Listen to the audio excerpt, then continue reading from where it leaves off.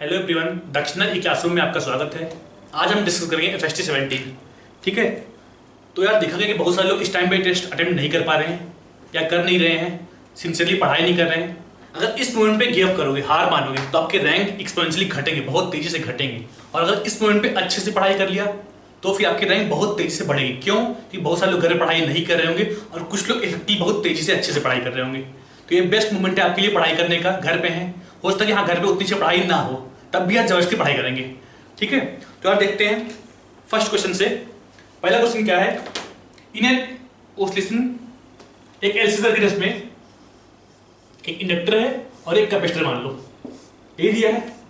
अब बोल रहा है इस सर्किट में इस कैपेसिटर में मैक्सिमम चार्ज क्यू है, मतलब सर्किट में एनर्जी कितनी होगी? E इज इक्वल टू क्या बोलेंगे हम? E is equal to Q square by 2c। ये इस सर्किट में एनर्जी है। अब कहीं रेजिस्टेंस गिवन नहीं है, मतलब रेजिस्टेंस नहीं मानेंगे, मतलब इस सर्किट की एनर्जी कंजर्व होगी, क्योंकि जो भी एनर्जी डिस्पोज होती है, जो भी एनर्जी लॉस होती है, वो हीट लॉस के फॉर्म में रेजिस्टेंस में होती है। अब यहाँ पे रेजिस्टेंस दिया नहीं है तो हम बोलेंगे E is equal to Q square by C. अब यहाँ पे क्या बोल रहा है? Charge on the capacitor when energy is stored equally in capacitor and inductor, या in electric field and magnetic field. मतलब जितनी एनर्जी इसमें है उतनी एनर्जी इसमें है। मतलब क्या हम बोलते हैं, इसमें जो एनर्जी स्टार्टिंग में थी उसका हाफ एनर्जी होगा। क्या बोलेंगे? मतलब E डैश इसमें कितना होगा? E dash equal to Q square by 2c by 2, यही होगा। ठीक है, हमने इसको लिखा, हमें पता है कैपेसिटर जो एनर्जी होती है क्यू स्क्वायर बाई 2c, इसको हमने बोल दिया Q dash square by 2c, यही बोलेंगे हम। यहां से क्यू डैश कितना है अपना, यहां से 2 से cancel, Q dash is equal to Q by root 2। Easy question था, कोई दिक्कत नहीं होनी चाहिए। सेकंड क्वेश्चन क्या है? एक रेडियो एक्टिव एलिमेंट था, एटम था, दिया के पास कितना है? x मान लीजिए इसको, x यहां पे, z यहां पे, a क्या है यहां पे? एटॉमिक मास, z क्या है? एटॉमिक नंबर, या न्यूक्लियस में कितना प्रोटॉन है। ठीक है, अब ये अल्फा डीके कर रहा है, हम क्या बोलेंगे यहां से? अल्फा मतलब हीलियम न्यूक्लियाई, मतलब मास +4, मास कितना? +4, और कितने प्रोटॉन न्यूक्लियस में? 2 प्रोटॉन, मतलब हम क्या बोलेंगे इसको? क्या बन रहा है? प्रोटॉन मतलब हीलियम न्यूक्लियाई, He42 बोलते हैं हम, 2 प्रोटॉन न्यूक्लियस में होगा, प्लस मतलब यहां से 4 घटेगा, मतलब x बोल दिया हमने, x a-4, यहां पे कितना? z है अपना, z है 2 नहीं, z है यहां पे कितना? z-2, ये बन रहा है अपने पास। इसको हम क्या बोलते हैं? डॉटर न्यूक्लियाई, ये अपना हीलियम न्यूक्लियस। अब क्या बोल रहे हैं यहां पे? Then ratio of energy of alpha particle and daughter nuclei increases with increase in। पहले देखते हैं होता क्या है जब हम बोलते हैं कि हाँ अल्फा डीके हो रहा है, मतलब एक कंप्लीट एटम होगा, उनमें से अल्फा निकला होगा, एक डॉटर न्यूक्लियाई बनी होगी। अब हम बोलते हैं बाहर से फोर्स तो है नहीं यहाँ पे, मतलब अगर बात करें इस सिस्टम का, मोमेंटम कंजर्व रहेगा। अगर ये v वेलोसिटी इधर भागा, अगर दोनों के मास में मान लेते हैं इक्वली हो, तो ये v से इधर भागे, ये v से इधर भागेगा। कुछ भी हो, एक पार्टिकल इधर भागे, एक पार्टिकल इधर भागना ही पड़ेगा। ठीक है, अब यहाँ पे क्या बोल रहा है? ऐसा है, मतलब अगर मान लो कि ये 2 पार्ट में ब्रेक हुआ, तो एक इधर भागा, एक इधर भागा, और दोनों का मोमेंटम आपस में इक्वल होना चाहिए, ताकि नेट मोमेंटम 0 है। स्टार्टिंग में रेस्ट में है, बाद में रेस्ट में होना ही चाहिए। हम बोला कि हाँ इसका मान लो PI बोल दिया, P1 बोल दिया, तो इधर भी P1 होना ही चाहिए ना यार। मतलब इसका मोमेंटम और इसका मोमेंटम डिके होने के बाद इक्वल रहेगा और अपोजिट डायरेक्शन में होगा। यही यहाँ पे की पॉइंट है इस क्वेश्चन में। ठीक है, हमें क्या बोल रहे? रेशियो ऑफ एनर्जी, तो हम क्या बोलेंगे? रेशियो ऑफ एनर्जी, यही पूछा अपने पास, यही पूछा है हमने। इसको मान बोलते हैं, हमने ratio of energy of alpha particle and daughter nuclei, हमने मान इसको बोल दिया M1, इसको बोल दिया M2, ये मूव किया अपना, ये बोल दिया M1 मान लो, ये M1, ये M2, ये इधर मूव किया V1 वेलोसिटी से, ये इधर मूव किया V2 वेलोसिटी से। तो हम क्या बोलेंगे? इसका मोमेंटम आपस में इक्वल, या M1 V1 is equal to M2 V2, यही बोलेंगे। अब एनर्जी कितना होगा? एनर्जी इसमें कितना होगा? हाफ M1 V1 स्क्वायर, इसकी एनर्जी कितनी? Half M2 V2 square. हम यही निकालना है, half M1 V1 square by half M2 V2 square, ये रेशियो हमको फाइंड करना है। अब हमें क्या पता? Ke इज इक्वल टू कितना होता है? Ke is equal to half MV square is equal to P square by 2M। लिखते हैं इसको, ऊपर नीचे M से मल्टीप्लाई किया, ऊपर क्या बन गया? P स्क्वायर, नीचे 2M, तो यार इसको हमने लिख दिया, मान लो पी स्क्वायर बाई 2m या p1 square by 2m 2m1 by p2 square by 2m2, ये लिखेंगे। अब हमें क्या पता p1 इक्वल टू p2 है, मतलब ये रेशियो कितना होगा m2 बाई m1, कितना होगा ये m2 बाई m1। m2 कितना होगा यहाँ पे, m2 मतलब मास ऑफ डॉटर न्यूक्लियाई, कितना होगा यहाँ पे a-4 is equal to a-4 divide by m1, कितना यहाँ पे m1 मतलब मास ऑफ हीलियम न्यूक्लियाई, कितना होगा यहाँ पे 4 होगा। इसको हमने लिखा a/4 -1, मतलब a के बढ़ने के साथ साथ ये रेशियो अपना बढ़ रहा है, मतलब प्रोपोर्शनल टू a बोलेंगे इसको, ठीक है। थर्ड में क्या बोलते हैं, एक सर्किट दिया हुआ है जिसमें 2 डायोड्स लगे हुए हैं, कुछ ऐसे, इधर एक रेजिस्टेंस, इधर एक रेजिस्टेंस, इधर एक रेजिस्टेंस, इधर डायोड, इधर रेजिस्टेंस, इधर रेजिस्टेंस। यहां पे दिया है पॉइंट ना A, इसका वोल्टेज -10 वोल्ट, यहां अपना पॉइंट B दिया है, इसका वोल्टेज -2 वोल्ट। पहला काम देखना है, हाँ यहां पे -2 वोल्ट, ये 10 वोल्ट, मतलब ये पॉइंट हायर पोटेंशियल पे है, ये पॉइंट लोअर पोटेंशियल पे है। जो भी करंट फ्लो होगा इधर से इधर फ्लो होगा, हायर पोटेंशियल से लोअर पोटेंशियल, मतलब करंट कुछ इधर फ्लो होना चाहिए, बोलते हैं हम, इधर फ्लो होना चाहिए, बोलते हैं। इसका मतलब क्या हुआ, ये डायोड कैसा है, फॉरवर्ड बायस्ड, रिवर्स बायस्ड। इसका मतलब इस डायोड में कोई भी करंट फ्लो नहीं होगा, या बोलते हैं इस डायोड की वजह से इस सर्किट का रेजिस्टेंस इंफिनिटी होगा।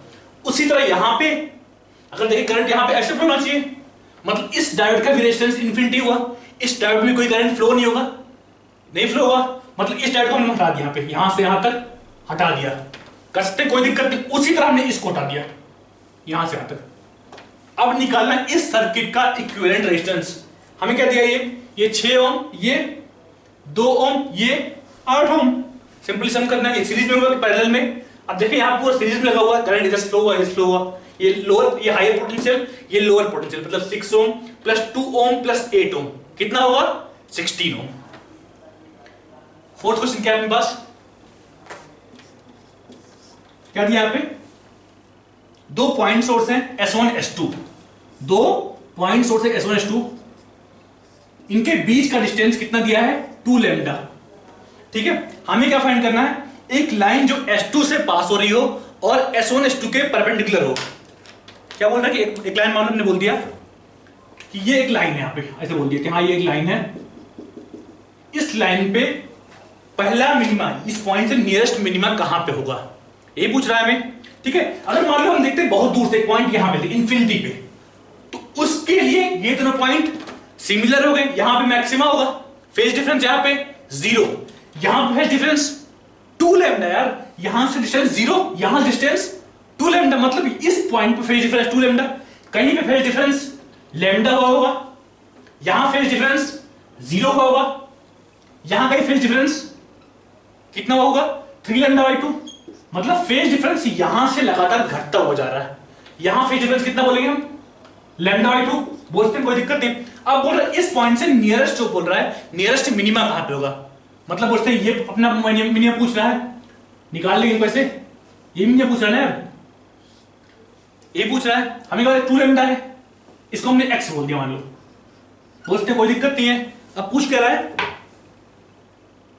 स्मॉलेस्ट डिस्टेंस फ्रॉम S2, मतलब इस डिस्टेंस x को ही पूछ रहा है ये। अगर ये x मान, ये कितना होगा, ये अंडर रूट ऑफ इसका स्क्वायर प्लस इसका स्क्वायर, या बोलते हैं 4 lambda square plus x square बोलेंगे हम।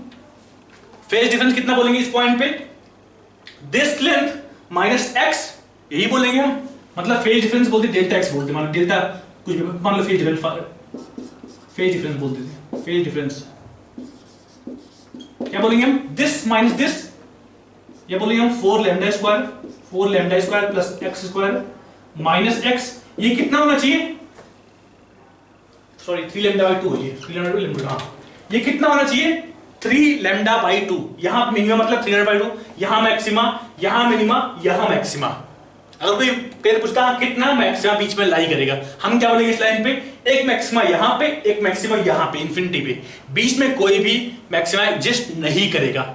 समझ में आ रहा है क्या हो रहा है यहाँ पे? इंफिनिटी पे हम बोलेंगे यहां इस पॉइंट के लिए दोनों फोर्स इक्वल डिस्टेंस पे हैं, मतलब इंफिनिटी पे मैक्सिमा बोलेंगे। बीच में कहीं लैम्डा भी आएगा फेज डिफरेंस, क्योंकि यहां पे 2 लैम्डा, बीच में कहीं लैम्डा, उसके बाद 0। अगर बोले कितना मिनिमा लाई करेगा, क्या बोलेंगे हम, एक लैम्डा बाई 2 यहां मिनिमा, एक 3 लैम्डा बाई 2 यहां मिनिमा। क्लियर है? तो ये जो डिफरेंस बोल रहा है is equal to 3 lambda by 2, यही होता है।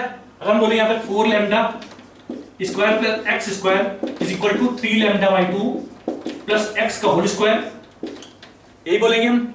यहां से सॉल्व करेंगे, अपना एक इक्वेशन बनेगा एक्स में जो कि क्वाड्रेटिक नहीं होगा, सिंपली यहां पे एक्स की वैल्यू आएगी इतनी, X is equal to 7 lambda by 12।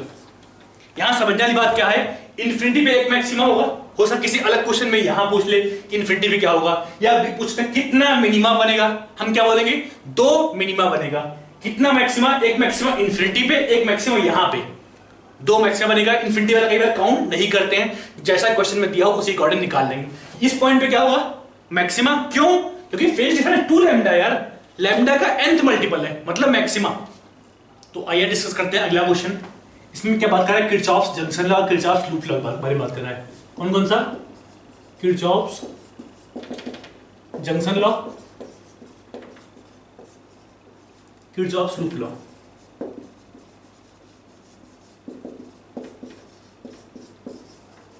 ये क्या बोलता है, मान लो यहां पे एक जंक्शन बन रहा है, यहां पे ऐसे, यहां से करंट I1 फ्लो रहा है, यहां से करंट I2 फ्लो रहा है, यहां से करंट बाहर जा रहा है I3। तो इस लॉ का क्या बोलता है, I1 plus I2 is equal to I3, यही बोलता है। ये आता कहां से है, मान लो एक सर्किट है या एक पॉइंट है, ऐसे 3 वायर है, ठीक है। अब यहां से मान लो Q1 चार्ज फ्लो हुआ, यहां से Q2 चार्ज फ्लो हुआ, तो यहां से कितना चार्ज बाहर निकलेगा, हमें क्या पता है, कहीं भी कोई भी चार्ज स्टोर नहीं हो रहा है, इस जंक्शन पे कोई भी चार्ज स्टोर नहीं हो रहा है, मतलब जितना चार्ज इस वायर से आया, जितना चार्ज इस वायर से आया, उतना दोनों को समेशन इस वायर से बाहर जाना चाहिए, यही बोलेंगे हम। क्या बोलते हैं, इधर कितना बाहर निकला, Q1 प्लस Q2। अब अगर इसी को पर यूनिट टाइम से डिवाइड कर दिया, टाइम डिवाइड करते करंट मिलेगा, मतलब I1 plus I2 is equal to ये I3, जो करंट यहां से बाहर जा रहा है, वही बोलते हैं। मतलब ये किस पे बेस्ड है, ये कंजर्वेशन ऑफ चार्ज पे, कोई भी चार्ज कहीं भी स्टोर नहीं हो रहा है, इसलिए लॉ वैलिड है। सेकंड लॉ क्या बोलते हैं, Kirchhoff's loop law, loop law. इसमें होता क्या है कि हम बोलते मान लो ABCD बोल दिया इसको, हम क्या बोलते हैं कि पूरे लूप में जो पोटेंशियल ड्रॉप हो रहा है वो 0 होता है, या पोटेंशियल ड्रॉप का समेशन 0 होता है। ये कहां से आता है, हमें क्या पता है कि एक लूप मान लो यहां से एक चार्ज लिया, यहां से यहां ले गए, यहां से यहां ले गए, यहां से यहां ले गए, और फिर यहां से उसी पॉइंट लेके आए। कितना वर्क करना पड़ा, कितना वर्क करना पड़ेगा इस केस में, 0। क्यों? एक क्लोज लूप में जब इलेक्ट्रिक फील्ड मान लो कुछ है, एक क्लोज लूप चार्ज यहाँ पे Q था, यहाँ पे इलेक्ट्रिक फील्ड कुछ थी, हम इसको यहां से घुमा के फिर लेके आए इसी पॉइंट पे, कितना वर्क करना पड़ा, इलेक्ट्रिक फील्ड के प्रेजेंस में क्लोज लूप में और 0 करना पड़ता है, कोई वर्क करना नहीं पड़ता। वही तो यहाँ पे है ना, इस वायर के अंदर इलेक्ट्रिक फील्ड है, इस वायर के अंदर इलेक्ट्रिक फील्ड है, कुछ वर्क यहाँ पे करना पड़ा Q इंटू V1, कुछ वर्क यहाँ पे करना पड़ा Q इंटू V2, यहाँ पे कुछ वर्क करना पड़ा Q इंटू V3, यहाँ पे कुछ वर्क करना पड़ा Q इंटू V4। अब चारों का समेशन मतलब Q into V1 plus V2 plus V3 plus V4 is equal to 0, मतलब net potential drop in a loop is equal to 0। ये किस पे बेस्ड हुआ, मतलब कंजर्वेशन ऑफ एनर्जी पे। किस पे, कंजर्वेशन ऑफ एनर्जी पे। हम बोल रहे हैं कि हाँ इलेक्ट्रोस्टैटिक इलेक्ट्रिक फील्ड कैसा फोर्स है, इलेक्ट्रिक फील्ड कैसा फोर्स लगाता है, कंजर्वेटिव फोर्स लगाता है, मतलब क्लोज लूप में जो वर्क डन होता है वो 0 होता है, वही यहाँ पे लग रहा है। ठीक है, अगला क्वेश्चन क्या है, 6th क्वेश्चन क्या बोल रहा है यहाँ पे, the current in LR circuit builds up to 3/4 of its steady state in 4 second. एक LR सर्किट है जिसमें 4 सेकेंड में 3/4 ऑफ मैक्सिमम वैल्यू करंट आता है, ठीक है। Then time constant of this circuit is, हमने पढ़ा होगा I is equal to I max 1 minus e power minus RT by L, ठीक है। यही जो L बाई R आता है, यही इसको बोलते हैं I max 1 minus e power minus T by tau बोलते हैं इसको। ये जो टाउ है ये क्या है अपना टाइम कांस्टेंट। अब बोल रहे हैं कि 4 सेकेंड में जो करंट अपना I होता है वो 3/4 of maximum 3 I max by 4 बोल रहा है, हमें क्या निकालना है, टाउ की वैल्यू। जब t 4 सेकंड था उस टाइम पे टाउ कितना होगा, अगर i is equal to 3imax/4 है। हम यहां से करते हैं imax कैंसिल, क्या बच रहा है 3/4 is equal to 1 minus e power minus t by tau. यहां से क्या है अपना e की power minus t by tau is equal to 1/4। अब अगर इधर से लॉग लेते हैं, इधर से भी लॉग लेते हैं, क्या है अपना यहां से लॉग e की power minus t by tau is equal to log 1/4, यही होगा। ठीक है, यहां से क्या है अपना, इसको हमने बाहर फेंक दिया, यहां पे लॉग e, लॉग के बेस n है, ln e मतलब 1, यहां से मतलब minus t by tau is equal to, यहां पे क्या बचेगा, यहां पे क्या होगा, ये हमने लिखा इसको माइनस लॉग 4 लिखेंगे, माइनस लॉग 4, इसको लिखते हैं is equal to minus 2 log 2, लिखते हैं यहां से माइनस माइनस कैंसिल। ये टाइम कितना था अपना 4 सेकेंड, मतलब टाउ कितना होगा 4/2 ln 2 is equal to tau. बोलते हैं 4/2 ln 2, या फिर बोलते हैं 2/ln 2 सेकेंड। ये है अपना टाउ की वैल्यू। टाउ क्या होता है, टाइम कांस्टेंट, जो हम बोलते हैं L/R, उसी को बोलते हैं टाइम कांस्टेंट। ठीक है, पांचवा क्वेश्चन देखते हैं। इसमें क्या है, हमारे पास एक सर्किट है जो कुछ इस तरह दिया हुआ है। यहाँ पे रेजिस्टेंस 2 ओम, 3 ओम, 4 ओम, 5 ओम और 6 ओम 4 वोल्ट की बैटरी से इसे कनेक्ट किया गया है। अगर मान लो मानते हैं कि इस पॉइंट का वोल्टेज 0 वोल्ट मान लो, तो इसका कितना मानेंगे हम, अगर यहाँ पे 4 वोल्ट की बैटरी लगी हुई है, अगर हमने इसको 0 मान लिया तो यहाँ पे कितना होगा, ये 4 वोल्ट, यहाँ पे 4 वोल्ट। ठीक है, अब देखने वाली बात क्या है, यहाँ पे अगर 0 इसको माना, मतलब ये पॉइंट किस वोल्टेज पे होगा, 0 वोल्टेज, ये पॉइंट 0 वोल्टेज, ये पॉइंट 0 वोल्टेज। जब तक बीच में रेजिस्टेंस ना हो, सारे पॉइंट्स का वोल्टेज सेम आएगा, कितना 0 वोल्ट। अगर यहां से यहां तक कनेक्टर है, मतलब यहां का वोल्टेज 0 वोल्ट।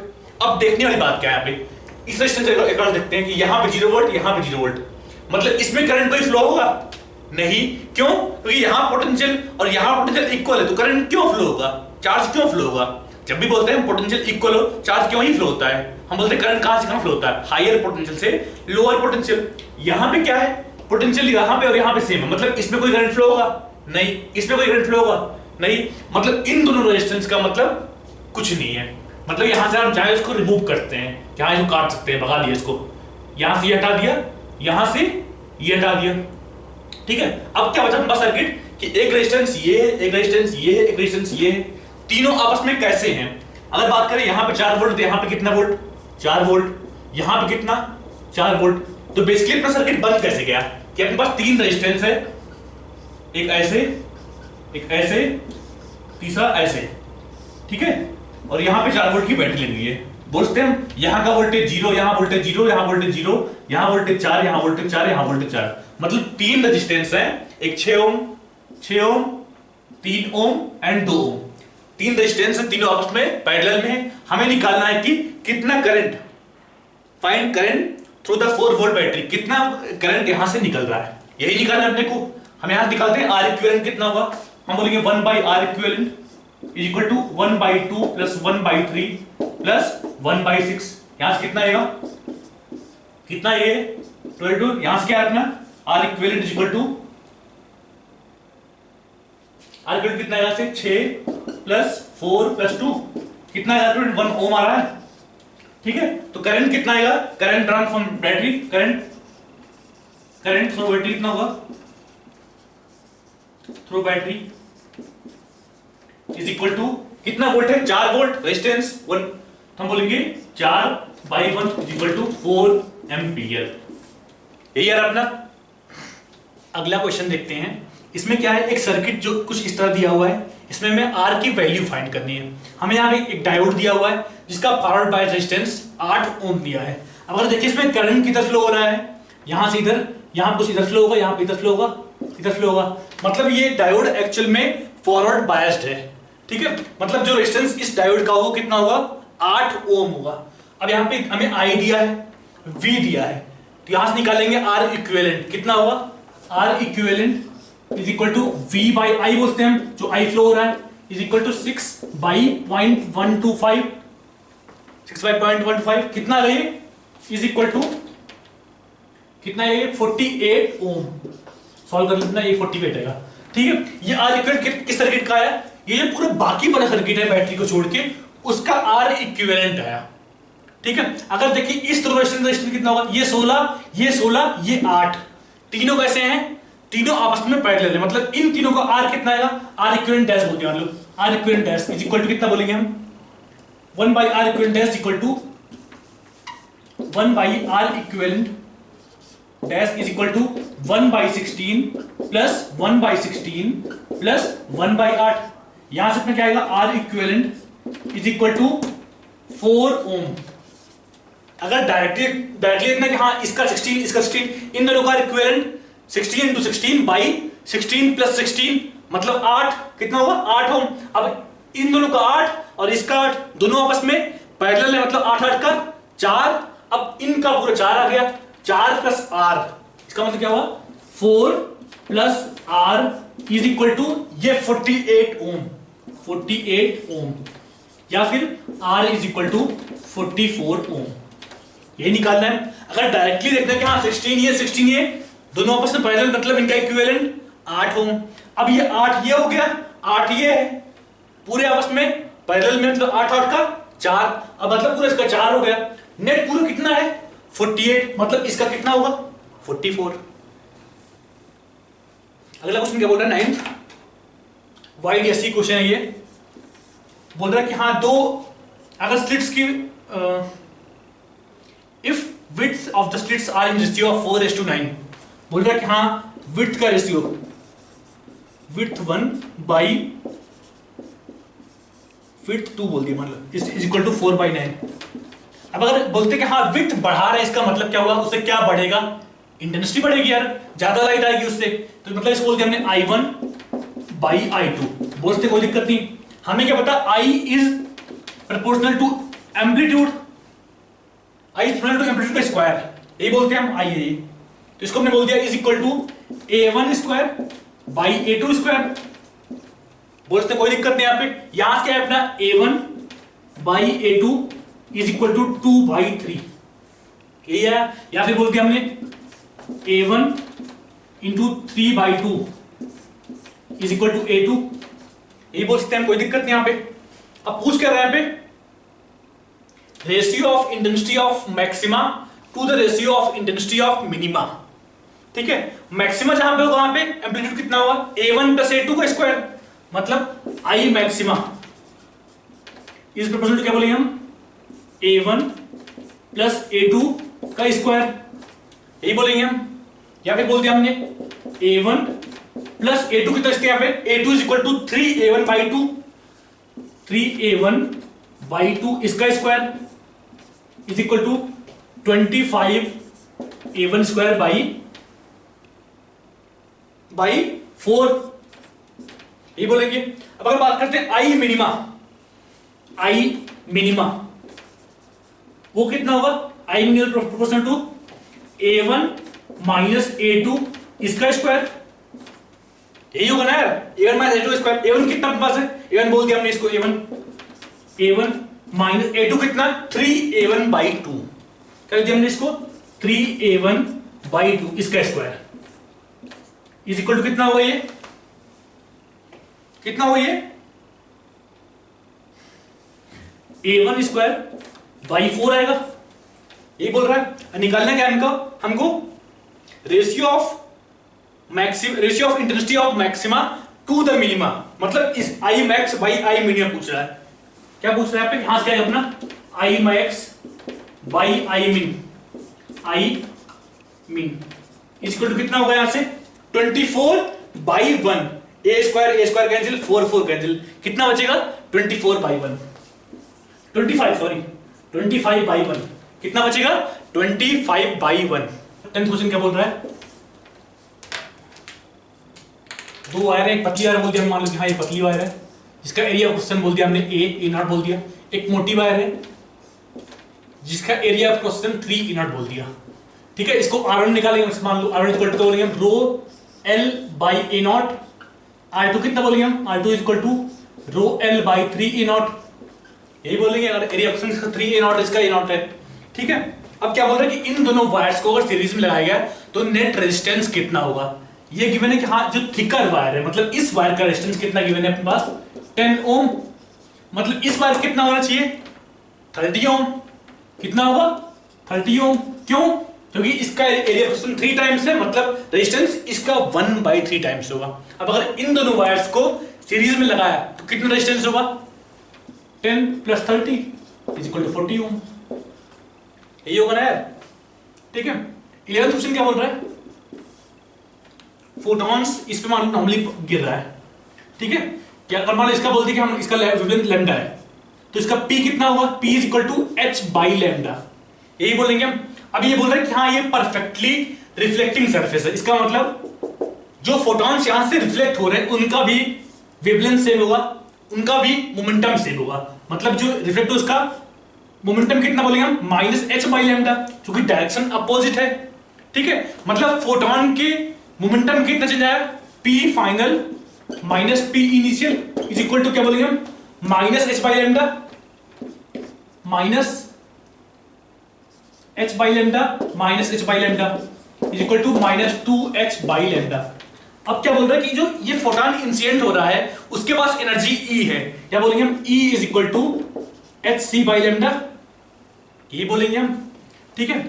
अब अगर यहां जगह 2h/λ, अगर ऊपर नीचे c से मल्टीप्लाई किया, c से डिवाइड किया तो क्या बन गया अपने पास -2/c इंटू hc/λ, यही बन गया अपने पास। ये क्या है अपने पास एनर्जी फोटॉन कितनी है is equal to -2 into energy by c, कितना मोमेंटम ट्रांसफर हुआ। निगेटिव साइन का मतलब क्या हुआ कि अगर हमने लाइट को ऊपर से जो आ रही है, जो फोटॉन ऊपर से आ रही है, हमने उसको पॉजिटिव माना था, इसलिए साइन नेगेटिव आ रहा है। अगर हम उसको नेगेटिव मानते तो ये पॉजिटिव आता और डिफरेंस अपना पॉजिटिव आता, ठीक है। साइन पे जाना नहीं, यहां पे हमें उसका मैग्नीट्यूड देखना है।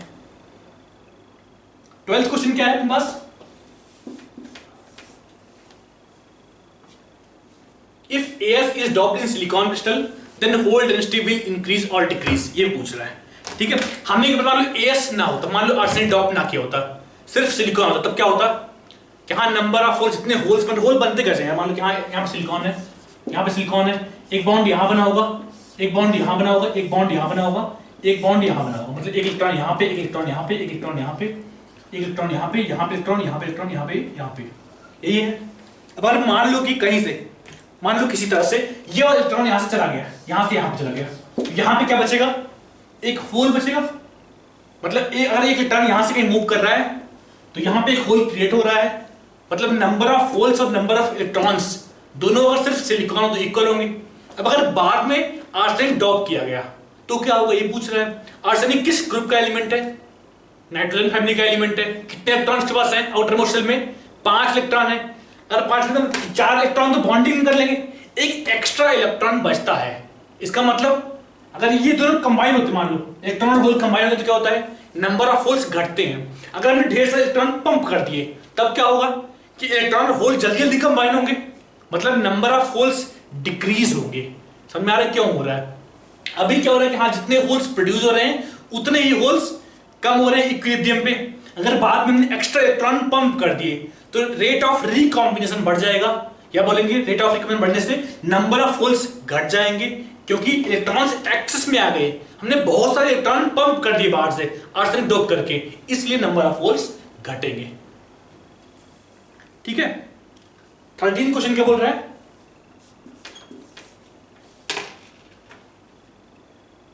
एक फोटो डायोड है, फोटो डायोड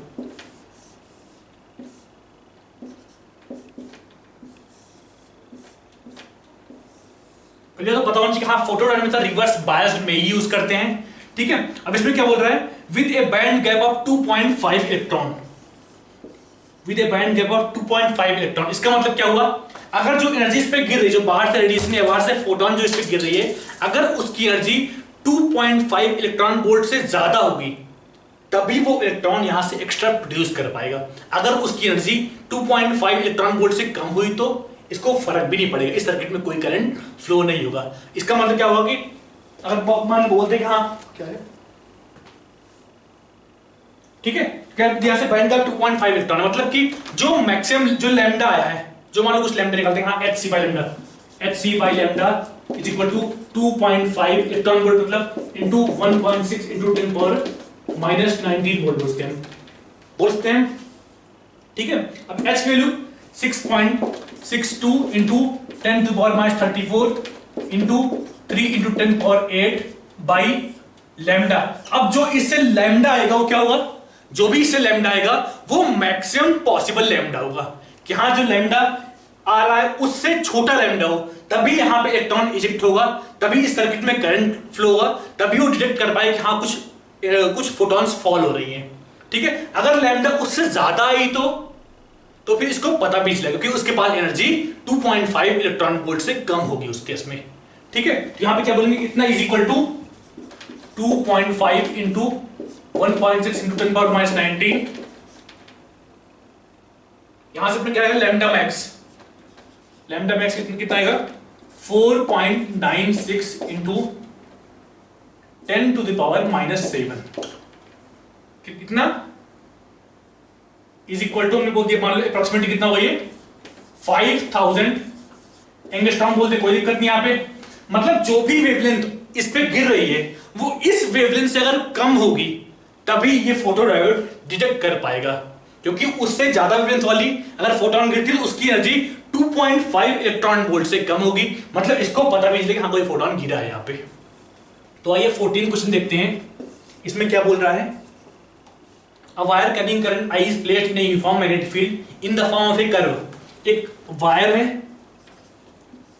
जो कि कुछ इस कर्व के फॉर्म में है, इसको एक मैग्नेटिक फील्ड के में रखा गया है जो कि इनवर्ट है, कांस्टेंट है और इनवर्ट है, ठीक है। वायर में करंट कितना दिया, अपने पास I दिया है, हमें निकालना क्या है, force acting on the wire, ये निकालना है। हमें पता है कि हाँ कोई करंट करेंगे और वायर हो तो उसमें फोर्स कितना होता है, F is equal to I D L vector cross B, इसका इंटीग्रल यही होता है, ठीक है। अब अगर देखें यहाँ पे बी वेक्टर कैसा है, B vector invert the plane है और कांस्टेंट है, मतलब उसका मैग्नीट्यूड कांस्टेंट, डायरेक्शन कांस्टेंट, हम इसको क्या लिखते हैं, इसको integral I D L cross B vector, हमने बी वेक्टर को बाहर निकाल लिया। अब इंटीग्रल आई डी एल मतलब आई तो कांस्टेंट है, इंटीग्रल डी एल क्या हुआ, इसका मतलब एक एलिमेंट हमने यहां पे लिया, थोड़ा सा एक एलिमेंट यहां पे लिया, एक एलिमेंट यहां पे लिया, एक एलिमेंट यहां पे लिया, एक एलिमेंट यहां पे लिया, सबका वेक्टर सम कर रहे हैं, एक एलिमेंट यहां पे लिया, यहां पे लिया, यहां पे लिया, हर जगह लिया और सबका वेक्टर सम कर रहे हैं। मतलब क्या मिलेगा हमको, इस पॉइंट से इस पॉइंट तक कितना दूर मूव किए, ये अपना मिला इंटीग्रल आइडियल, इंटीग्रल डीएल कितना होगा, मतलब 2l, कितना होगा 2 इंटू एल, मतलब इसकी वैल्यू कितनी होगी 2 इंटू एल इंटू आई। डायरेक्शन किधर को होगी देखते हैं बाद में, इधर को होगी डायरेक्शन। बी वेक्टर किधर को है, invert the plane, B vector invert the plane, ठीक है। अब क्या बोल, मतलब इन दोनों बीच में एंगल कितना होगा 90 डिग्री, मतलब this vector cross this vector, simply हमको उसका मैग्नीट्यूड मल्टीप्लाई कर देंगे हम, क्योंकि बीच में एंगल तो 90 है, बीच में एंगल तो 90 है, साइन 90 0, मतलब 2l इंटू आई इंटू बी इंटू साइन 90 कितना होगा अपना 2lb इंटू आई, मतलब कौन सा ऑप्शन सही है अपने पास, थर्ड ऑप्शन 2lb 2ibl। अगला क्वेश्चन देखते हैं 15th,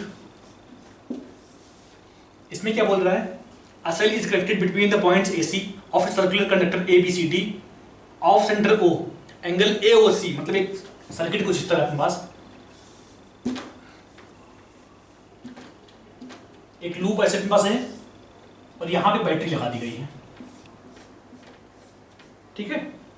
और ये एंगल क्या बोल रहा है अपने पास, ये एंगल क्या बोल रहा है अपने पास 60 डिग्री है। हमें क्या फाइंड करना है, if B1 and B2 are magnitudes of magnetic field at O due to currents A B C, अपना ये A ये B है, C A है और D A है, ठीक है। अब करंट इधर यहां फ्लो होगी, इधर यहां फ्लो होगी, ठीक है। अब बोल रहा है कि B1 जो इस लूप की वजह से आर की वजह से है, उसकी वजह से सेंटर पे मैग्नेटिक फील्ड है, और B2 क्या है ADC की वजह से यहां पे मैग्नेटिक फील्ड है, ठीक है। हमें ये मान लो क्या बोलते हैं, मान लो कि ये लेंथ कितनी होगी इसकी, अगर ये एंगल 60 तो ये एंगल कितना होगा 300 डिग्री, ठीक है, ये 60 डिग्री, ये 300 डिग्री। अगर इसकी लेंथ मान लो L बोलते हैं तो इसकी लेंथ कितनी होगी, कितनी होगी, 5L होगी ना यार। इसका अगर एंगल 5 टाइम्स है तो लेंथ भी 5 टाइम्स होगा, ठीक है। अब मान लो रेजिस्टेंस क्या बोलते हैं, resistance R equal to rho L by A. यहां पे वायर सेम है, मतलब इसका A सेम होगा, रो सेम होगा। जितने टाइम्स L उतने टाइम्स रेजिस्टेंस। अगर इसका रेजिस्टेंस ने R बोल दिया तो इसका रेजिस्टेंस कितना होगा, 5R ये होगा।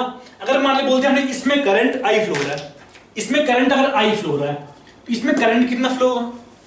हमें क्या पता है कि इस दोनों पॉइंट, एक पॉइंट अपने यहां पे है, एक पॉइंट यहां पे है, इस दोनों पॉइंट के पास दो वायर्स लगे हुए, एक वायर ऐसा लगा हुआ है, एक वायर ऐसा लगा हुआ है, हम इस तरह देख सकते हैं। और दोनों वायर्स आपस में पैरेलल में हैं, क्योंकि इनके एंड पॉइंट्स आपस में जुड़े हुए हैं। एक वायर यहाँ पे ये लगा हुआ है, एक वायर यहाँ पे ये लगा हुआ है, दोनों वायर्स आपस में पैरेलल में। मान लो मानते हैं कि हाँ यहाँ पे कुछ ऐसे है, ऐसा है एक रेजिस्टेंस ऐसा है, यहाँ पे अपना सेल लगा हुआ है, कुछ इस तरह हम देखते हैं। इसका रेजिस्टेंस हम बोल सकते हैं कि हाँ इसका R है, इसका 5R है।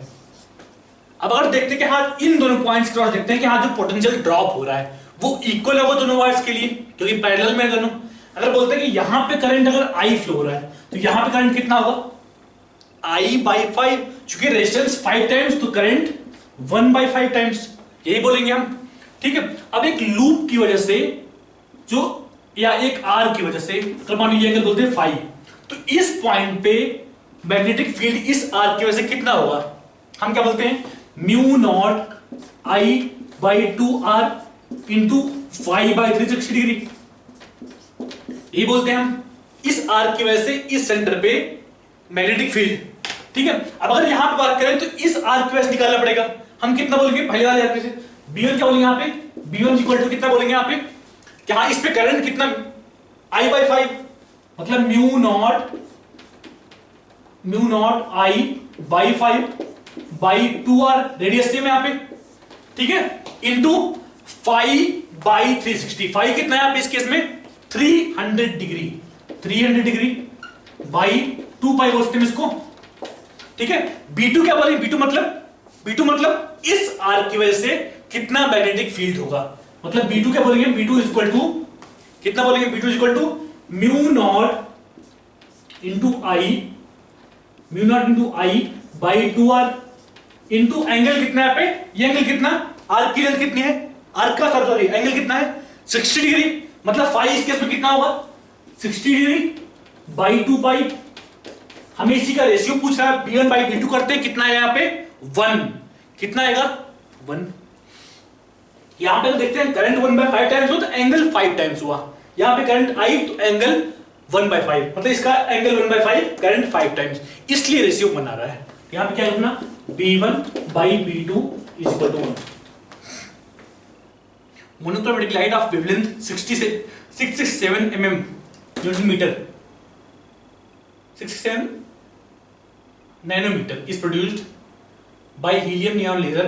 The power emitted is 9 microwatt. The number of photons, अच्छा नंबर ऑफ फोटॉन्स पूछ रहा है, ठीक है। यहाँ पे क्या बोल रहा है, बस वेवलेंथ दिया अपने पास, lambda is equal to 667 nanometre, ये बोलते हैं इसको 667 इंटू 10 पावर -9 मीटर बोलते हैं इसको, ठीक है। क्या बोल रहे हैं, नंबर ऑफ फोटॉन्स अराइविंग पर second on an average, number of photons का निकालेंगे। हमें पता है एक फोटॉन की एनर्जी कितनी होती है, hc बाई लैम्डा, ये क्या है, एक फोटॉन की एनर्जी इंटू मान लो n फोटॉन गिर रहा है, ये क्या है अपना, कितना पावर रेडिएट हो रहा है, जो कि दिया अपने पास, कितना दिया है, पावर दिया है, हाँ पावर दिया 9 milliwatt, 9 into 10 to power -3 watt बोलते हैं। यहाँ पे h की वैल्यू पुट किया 6.62 into 10 to power -34 into c कितनी 3 into 10 power 8 speed of light by lambda कितना दिया अपने पास 667 into 10 to power -9 into number of photons n is equal to 9 into 10 power -3, 10 power -3। यहां से कितना है अपने पास, n कितना है वैसे जो भी है अपना n equal to 3 into 10 power 16, solve कर लेते हैं आप, सॉल्व कर लेते हैं 3 इंटू 10 पावर 16, इतना ही आएगा, अपना सॉल्व कर ले खुद से। अगला क्वेश्चन देखते हैं, इसमें क्या है, 2 points separated by distance 0.1 mm can just be resolved in microscope when a light of wavelength 6000 angstrom is used. If the light of wavelength 4800 angstrom is used, this limit of resolution becomes, हमें क्या पता है, 1 by limit of resolution, इसी को हम बोलते हैं resolving power. Resolving power कितना होता है ये, 1.22 बाई लैम्डा, यही होता है लैम्डा इन एंगस्ट्रॉम. ठीक है, इसका मतलब क्या हुआ, limit of resolution, limit of resolution, और इसको x बोल दो, मतलब x is proportional to lambda, x is proportional to lambda. ठीक है, या फिर हम बोलते हैं इसको x1 by x2 is equal to lambda 1 by lambda 2. अब यहां पे x1 मतलब क्या दिया पे, 2 point separate by distance 0.1 mm, मतलब x1 दिया है 0.1 mm, यहां से क्या दिया है 0.1 mm by x2 is equal to lambda 1 कितना दिया पे 6000 एंगस्ट्रॉम, 6000 एंगस्ट्रॉम. लैम्डा 2 कितना दिया है 4800, 4800. यहां से क्या है अपना x2 इज इक्वल टू कितना है, यहां से x2 is equal to 0.1 into 4800 by 6000 is equal to 0.08 mm. ठीक है, 18 क्वेश्चन क्या बोल रहा है, 18 क्या बोल रहा है देखते हैं. ठीक है, 18 क्या बोल रहा है कि एक स्लैब मान लो इस तरह है. ठीक है, अब यहां पे लाइट पास हो रही है, यहां से लाइट पास हो रही है, उसका क्या हुआ, ये नॉर्मल अपना लाइट नॉर्मल तरह बेंड हुई है. फिर इसको दिया हमने n1, इसको बोल दिया हमने n1, इसको बोल दिया n2, इसको बोला है n3. और यहां पे क्या हुआ, टोटल इंटरनल रिफ्लेक्शन TIR. ठीक है, और मान लो बोलते हैं इसको I, तो ये इसको R बोलते हैं. ये एंगल कितना होगा, ये भी R होगा यार, सोचना क्या इसमें. ठीक है, हमें क्या पता है पे I बड़ा है R से, I is greater than R. हमें क्या पता है n1 sin I is equal to n2 sin R, ये होता है. अब अगर R छोटा है मतलब n2 बड़ा होना चाहिए, मतलब यहां से क्या हुआ n2 greater than n1 since I is greater than R, यही बोलेंगे हम. अब अगर यहां पे देखते तो क्या हो रहा है अपने पास, ये n2 और थर्ड मीडियम यहां पे n3 है. अब यहां पे क्या हो रहा है, टोटल इंटरनल रिफ्लेक्शन. अगर मान लो बोलते हैं हम कि हाँ n2 इंटू साइन IC क्या पे critical angle is equal to n3 into sine 90. Critical angle क्या होता है, जिस एंगल पे जस्ट लाइट इससे पैरेलल पास हो, या बोलेंगे just total internal reflection start हो, हम उसको बोलते हैं IC. अब यहां पे जो एंगल होगा वो IC से कुछ ना कुछ ज्यादा होगा या बराबर होगा, तभी यहां पे TIR पॉसिबल है. ठीक है, मतलब अगर ये एंगल हम पुट करते हैं, ये R है, तो यहां भी R, मतलब हम पुट करेंगे मान लो n2 इंटू साइन R. अब ये क्वांटिटी हमने यहां पे IC से बड़ा एक एंगल R पुट किया है, तभी यहां पे TIR हो रहा है, या तो बड़ा है या तो बराबर है. ठीक है, इज ग्रेटर देन n3, यही बोलेंगे हम. और देखिए साइन R की वैल्यू 1 से छोटी होती है, साइन R की वैल्यू 1 से छोटी होती है, मतलब n2 must be greater than n3, n2 must be greater than n3. यहां से क्या मिला, n2 बड़ा है n3 से. ठीक है, और अगर इसी को हम पुट कर दें, n2 sin R को हम पुट कर दें, n1 sin I पुट करते हैं, n2 sin R को हम पुट करते हैं, n1 sin I greater than n3 sin 90, या फिर ग्रेटर देन n3 बोलते हैं हम. अब यहां भी देखें sin I की वैल्यू 1 से छोटी होती है, मतलब n1 n3 से बड़ा होगा, n1 is greater then n3. मतलब सीक्वेंस क्या होगा यहां पे, n2 सबसे बड़ा, उसके बाद n1, उसके बाद n3. 19 क्वेश्चन क्या बोल रहा है, in Huygens principle, Huygens wave theory, the locus of all points in same state of vibration is called. हमने पढ़ा होगा उसको वेव फ्रंट बोलते हैं। क्या मान लो यहाँ पे, यहाँ एक सोर्स है, यहाँ से अगर वेव प्रोड्यूस मान लो इससे, तो हाँ ये जो सेम फेज में हो हम उसको बोलते हैं कि सेम वेव फ्रंट बोलते हैं। या अगर मान लो कि एक सोर्स कुछ इस तरह है तो ये पैरेलल वेव्स प्रोड्यूस कर रही है तो हम इसके लिए वेव फ्रंट इस तरह बोलेंगे हम, ठीक है। मतलब सारे locus of all points having same phase is called wave front. हमने पढ़ा होगा, एनसीईआरटी में पढ़ा होगा या क्लास में पढ़ाया गया इस तरह की चीजें, ठीक है। अगला क्वेश्चन क्या बोला 20 क्या बोल रहा है, find equivalent resistance of the given adjoint circuit. ये तो यार बहुत इजी है ना, सबका हुआ होगा, सही था ना सबका, ठीक है। देखते हैं क्या है यहाँ पे, कुछ ये है R/2, फिर नीचे रेजिस्टेंस आ रही है, ये सीरीज में पैरेलल में, सीरीज में, सही है ना। अबे यार ये तो पैरेलल में ना पढ़ा होगा इस तरह की चीजें, 10th में पढ़ा होगा। तो ये R/2 ये R है, पैरेलल में हम क्या बोलेंगे, R equivalent is equal to R1 R2 by R1 plus R2। यही करते हैं दो रेजिस्टेंस के लिए, R1 R2 by R1 plus R2, या फिर बोल देंगे R/2 into R by R/2 plus R। कितना है ये, कितना है ये, is equal to R/3।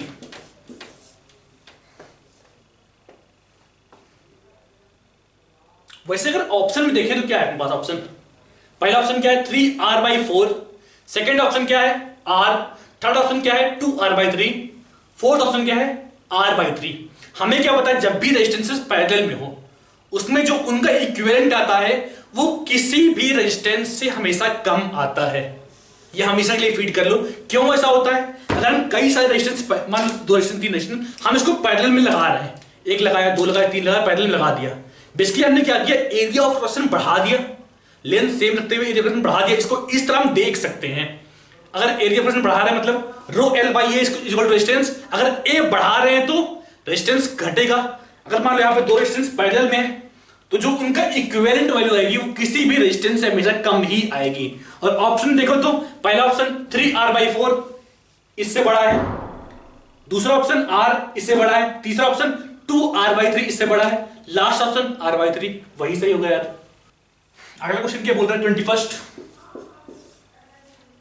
A point source of electromagnetic radiation has average power output of 1500 what, the maximum value of electric field, ठीक है, एट डिस्टेंस ऑफ 3 मीटर। मतलब मान लो यहां पे सोर्स मानते हैं तो यहां डिस्टेंस 3 मीटर पे इलेक्ट्रिक फील्ड की मैक्सिमम वैल्यू क्या होगी। यहां पे बोल रहा है कि पावर कितना है, इस सोर्स का पावर कितना है S, अगर मान लो इस सोर्स को S बोलते हैं तो इसका पावर कितना दिया है, पावर इक्वल टू 1500 वॉट। यहां पे अगर पूछता है कि इंटेंसिटी कितनी हो तो कैसे निकालेंगे, इंटेंसिटी क्या होती है, energy per unit area.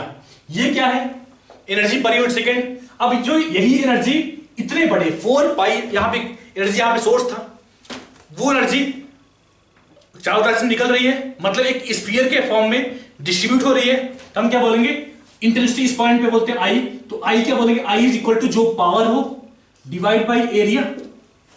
Area कितना इस केस में होगा 4 पाई इंटू 3 स्क्वायर, 3 यहां पे डिस्टेंस है, एक स्फीयर बन रहा होगा बड़ा सा 3 मीटर स्क्वायर का। क्या बोलेंगे हम, पावर कितना दिया है, P जो भी बोल दिया, P कितना है 1500 वॉट बाई ए स्क्वायर कितना 4 पाई R स्क्वायर, R कितना है पे 4 पाई इंटू R स्क्वायर, ये आपने दिया इंटेंसिटी। ये कितना होता है, आप क्या बोल रहे हैं यहाँ पे, maximum value of electric field. मतलब ये जो इंटेंसिटी आ रही है पूरी इंटेंसिटी अगर इलेक्ट्रिक फील्ड की वजह से आए तो उस टाइम पे इलेक्ट्रिक फील्ड मैक्सिमम होगा। तो हम बोलेंगे ये जो आ रहा है इज इक्वल टू कितना, बोलेंगे is equal to half epsilon naught E square into C। यहां से अपने को निकालना क्या है, E मैक्स की value is equal to E max square. यहां से E मैक्स क्या है अपना, E max is equal to कितना है अपना 2P by A epsilon naught into C, इसका अंडर रूट पुट करते कितना है अपना 2P मतलब 2 इंटू 1500, एरिया कितना 4 पाई R square, 4 pi into 3 square, और कर दिया आपके पास एप्सिलॉन की वैल्यू कितनी होती है 8.85 इंटू 10 पावर माइनस 12, कितना 8.85 इंटू 10 पावर माइनस 12, C की वैल्यू 3 इंटू 10 पावर 8 इन इस पूरे का अंडर रूट। सॉल्व कर लेंगे, कितना आएगा इसका जो भी आंसर है अपना 100 वाट, कितना 100 वोल्ट पर मीटर, 100 वोल्ट पर मीटर। अगला क्वेश्चन क्या बोल रहा है, 5 cells each of EMF E and internal resistance R sends the same amount of current through an external resistance R whether they are connected in series or parallel।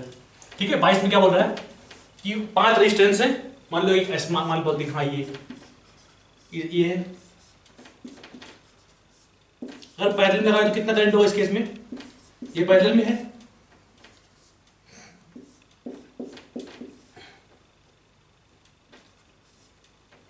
ठीक है, और इसको एक बाहर के एक लोड से लगा दिया हमने, मान लो इसको बोल दिया कैपिटल आर, ठीक है, इसके बोलते हैं ई इक्विवेलेंट, ई इक्विवेलेंट क्या बोलेंगे हम, E1 by R1 plus E2 by R2 plus इस तरह by E1 by 1 by R1 plus 1 by R2 plus ये अपना इक्विवेलेंट होता है। अब यहाँ पे क्या है, E1 equal to E2 equal to E3 equal to E4, R1 equal to R2 equal to R3 equal to R4 equal to R5, इस तरह भी है, हम इसको क्या बोलते हैं, इसको is equal to 5E by R by 5 by R is equal to E होगा, ठीक है।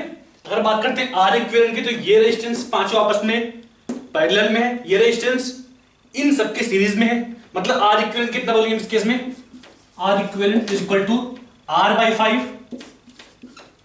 प्लस R, ये बोलेंगे, ये पांचों पैरेलल में है, इसका R, इसका R, इसका R, इसका R, इसका R, ठीक है। अब इस केस में करंट कितना हो जाए पैरेलल, तो I इज इक्वल टू क्या बोलेंगे हम, E equivalent by R equivalent is equal to E by R by 5 plus R, ठीक है। और जब इनको सीरीज में लगा तो क्या हो रहा है, जब इनको सीरीज में लगा मतलब एक रेजिस्टेंस यहां पे, एक बैटरी यहां पे, रेजिस्टेंस यहां पे, बैटरी यहां पे, रेजिस्टेंस यहां पे, इस तरह 5 है, बैटरी यहां पे कितने हुए, 1 2 3 4, एक यहां पे और लगा दो।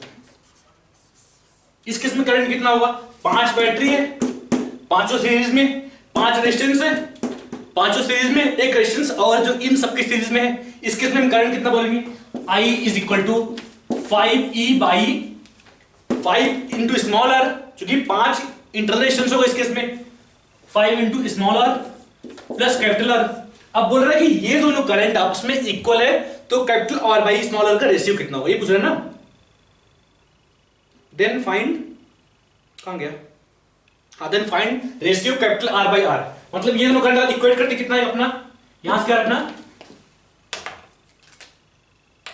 कितना हम बोलेंगे, E by R by 5 plus capital R is equal to 5E by 5R plus R, यही बोलेंगे हम। यहां से कितना है अपना, यहां से है अपना E से ही कैंसिल, 5 इधर भेज दिया हमने, इसको इधर भेज दिया, कितना है अपना capital R by R is equal to कितना है 1।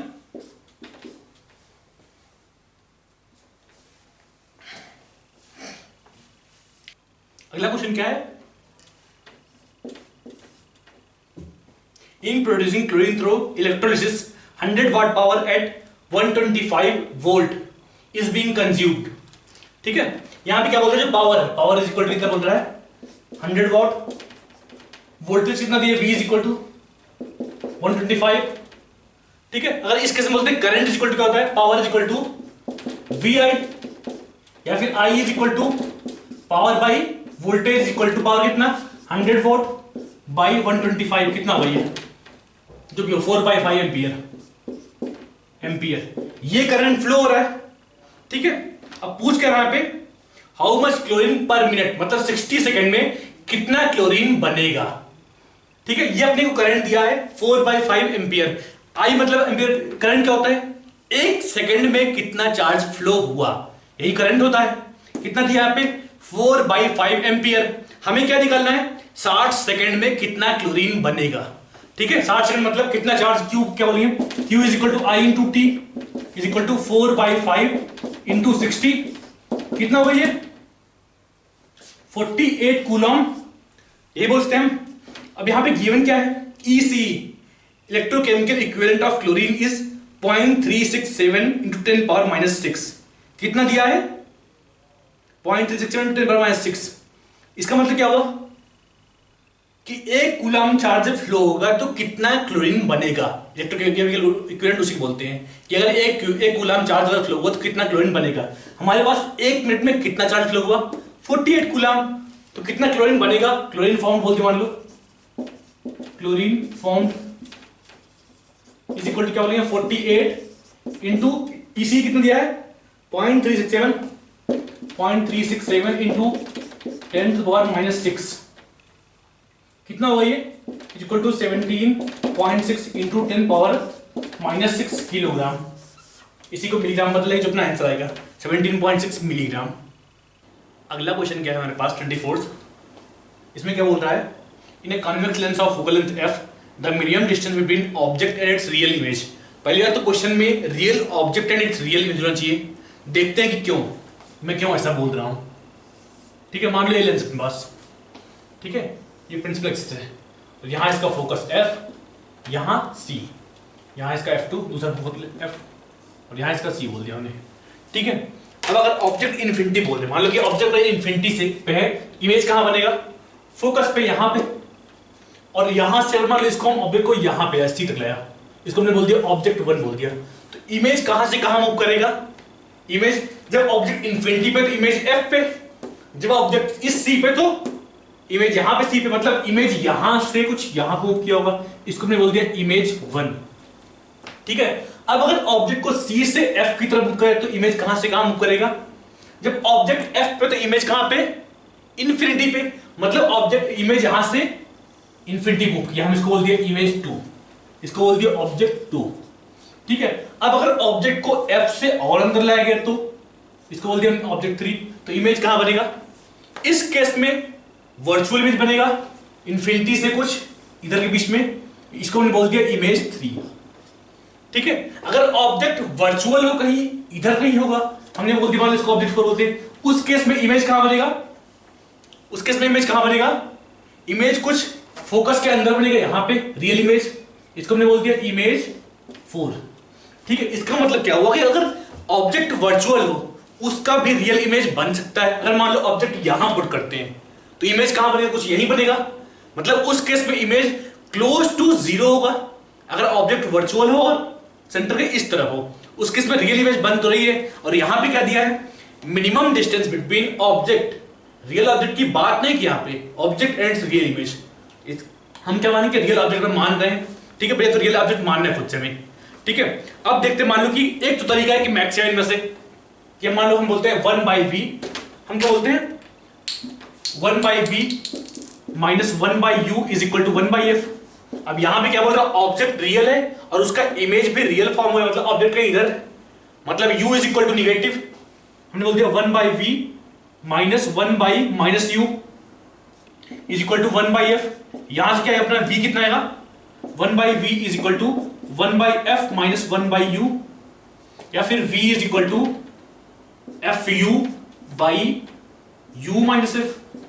ठीक है, हमें क्या निकालना है? Distance between object and its image. ये क्या हमें मिला है? Image distance. हमें क्या निकालना है? u प्लस f, ये दूरी, मतलब ऑब्जेक्ट मान लो बोलती है यहां कहीं है, कहीं इधर बोलते हैं, मतलब ऑब्जेक्ट यहां पे, इमेज कहीं यहां बोलते हैं, कुछ भी कहीं पे। हमें ये डिस्टेंस निकालनी है। अपना v मिल गया, ये क्या अपना v मिल गया, ये अपना u था, तो हमें क्या निकालना? u plus v। हमने मान लो u प्लस v को बोल दिया s, u plus v is equal to s is equal to, ये अपना v था fu by u minus f plus u करना है, इसकी वैल्यू कितनी होगी? Is equal to u square minus u square by u minus f। ये होगा यार, u square by u minus f is equal to s। ठीक है, ds बाई du करना है, ds by du is equal to 0 करना है। यहां से अपने u इज इक्वल टू कितना आएगा? u इज इक्वल टू कितना आएगा सॉल्व करने पे?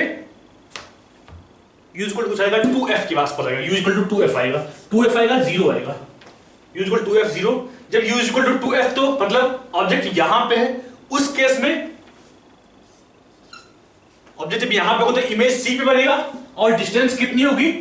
4f, मतलब जो अपना आंसर है 4f। ठीक है, उस केस में अगर u 2f पुट करते तो कितना आएगा? u 2f पुट किया तो हाँ S is equal to 4F उस केस में, ठीक है। और कोई तरीका, यहां हम एग्जाम में इतना लंबा करेंगे, कोई और तरीका इसका, हमें और कि ऑब्जेक्ट को यहां से यहां मूव करा है सेंटर की तरफ, यहां पे सेंटर था ये सेंटर था अपना।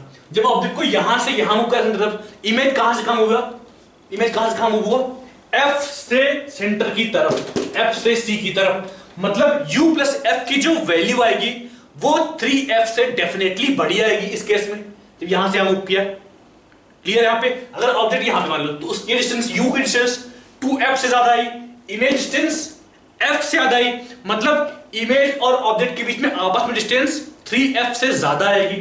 अब अगर इसके अंदर लाया, मान लो यहां कहीं बीच में लाया ऑब्जेक्ट, तो इमेज कहां बन रही है उस केस में, कहीं C के पार बन रही है, मतलब ये डिस्टेंस 2F से ज्यादा और ये डिस्टेंस F से ज्यादा। उस केस में ऑब्जेक्ट और इमेज डिस्टेंस कितनी आई, 3F से ज्यादा ही आई। और अगर ऑब्जेक्ट को यहां पुट करते हैं तो इमेज वर्चुअल बन रही है, मतलब जो भी हो अपना आंसर 3F से बड़ा ही आएगा।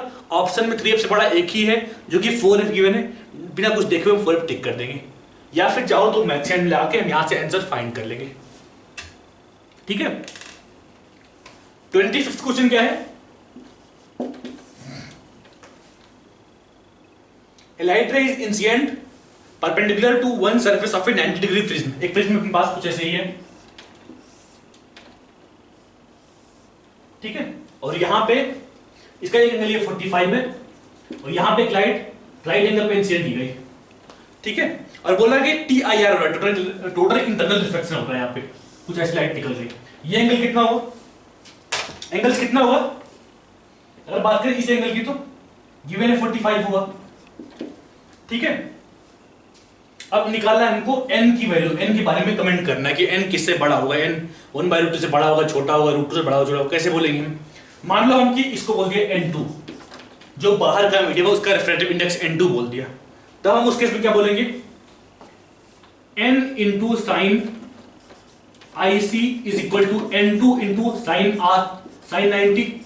जब क्रिटिकल एंगल पे इंसिडेंट की जाए लाइट, उस केस में एंगल ऑफ रिफ्लेक्शन 90 डिग्री बोलते हैं हम, उस केस में 90 डिग्री बोलते हैं, या फिर बोलते हैं n इंटू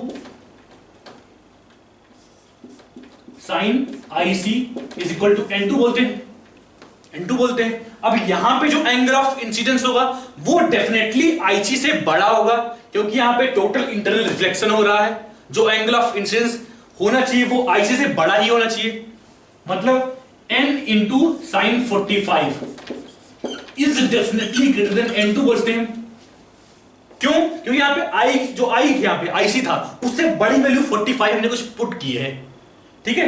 IC से बड़ी ये क्यों होगी, क्योंकि यहां पे टोटल इंटरनल रिफ्लेक्शन हो रहा है, अदरवाइज ना होता। अगर IC से कम होता तो हम बोलते कि लाइट सिर्फ रिफ्लेक्ट होती, ठीक, TIR ना होता वहां पे।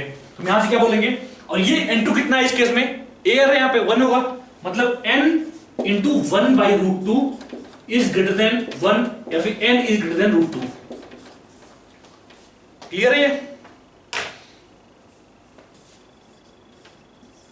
26 क्वेश्चन देखते हैं, इसमें क्या है, a proton and alpha particle are accelerated through a potential difference of 100 volt, the ratio of wavelength associated with proton to that of alpha particle is.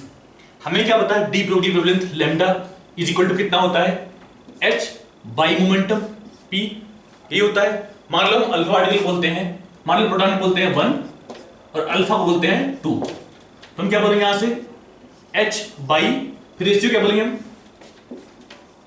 Ratio of wavelength, ratio of wavelength is equal to क्या बोलेंगे हम, h by p1 by h by p2, इसी को लिख सकते हैं हम यार, फिर p2 बाई p1। हमें क्या पता है, पार्टिकल मान लो 20 स्पीड से मूव कर रहा है, इसका मास m है, हम क्या बोलेंगे इसको, half mv² is equal to kinetic energy इसका बोल सकते हैं, कोई दिक्कत नहीं यहाँ पे, ठीक है। अब अगर देखें यहाँ पे ऊपर नीचे मान लो हमसे m से मल्टीप्लाई किया, m से डिवाइड कर दिया, तो क्या बन गया यहाँ पे p² by 2m is equal to ke, या फिर p is equal to √2mke। याद रखना है चीज, अगर यहां पे ये पुट करते हैं, वो वहां पुट करते कितना आ रहा है, 2 into m2 of into ke2 by 2 into m1 into ke1 का अंडर रूट, यही निकालना अपने को, ठीक है। m2 क्या है यहाँ पे, mass of alpha particle, ke2 क्या है, mass of sorry kinetic energy of alpha particle, m1 क्या है, मास ऑफ प्रोटॉन, ke1 क्या है, काइनेटिक एनर्जी ऑफ प्रोटॉन, ठीक है। अब देखते हैं, मान लो कि यहाँ पे एक प्लेट थी, मान लो पॉजिटिव प्लेट बोल दिया, इसको नेगेटिव प्लेट बोल दिया, और इसके क्रॉस पोटेंशियल डिफरेंस 100 वोल्ट है। क्या बोल रहे हैं यहाँ पे, both are accelerated through potential difference of 100 volt. अब यहाँ मान लो बात करते हैं कि प्रोटॉन को, मान लो बात करते हैं प्रोटॉन को, यहाँ पे छोड़ा गया ई पॉजिटिव को, तो ये यहाँ पर पहुंचा कितनी करंट ले हुए, कितनी के होगी इसके पास, हम बोलेंगे यहाँ पे 100 वोल्ट से एक्सीलरेट किया गया है, चार्ज कितना इसके पास 1 यूनिट पॉजिटिव, मतलब यहाँ पे जब आया कितनी एनर्जी होगी इसके पास 100 इलेक्ट्रॉन वोल्ट, 100 इलेक्ट्रॉन वोल्ट, यही बोलेंगे हम। अगर बात करते हैं जब अल्फा पार्टिकल का, या हीलियम न्यूक्लियाई बोलते हैं, इसके पास क्या होगा कि इसके पास चार्ज कितना है 2 यूनिट।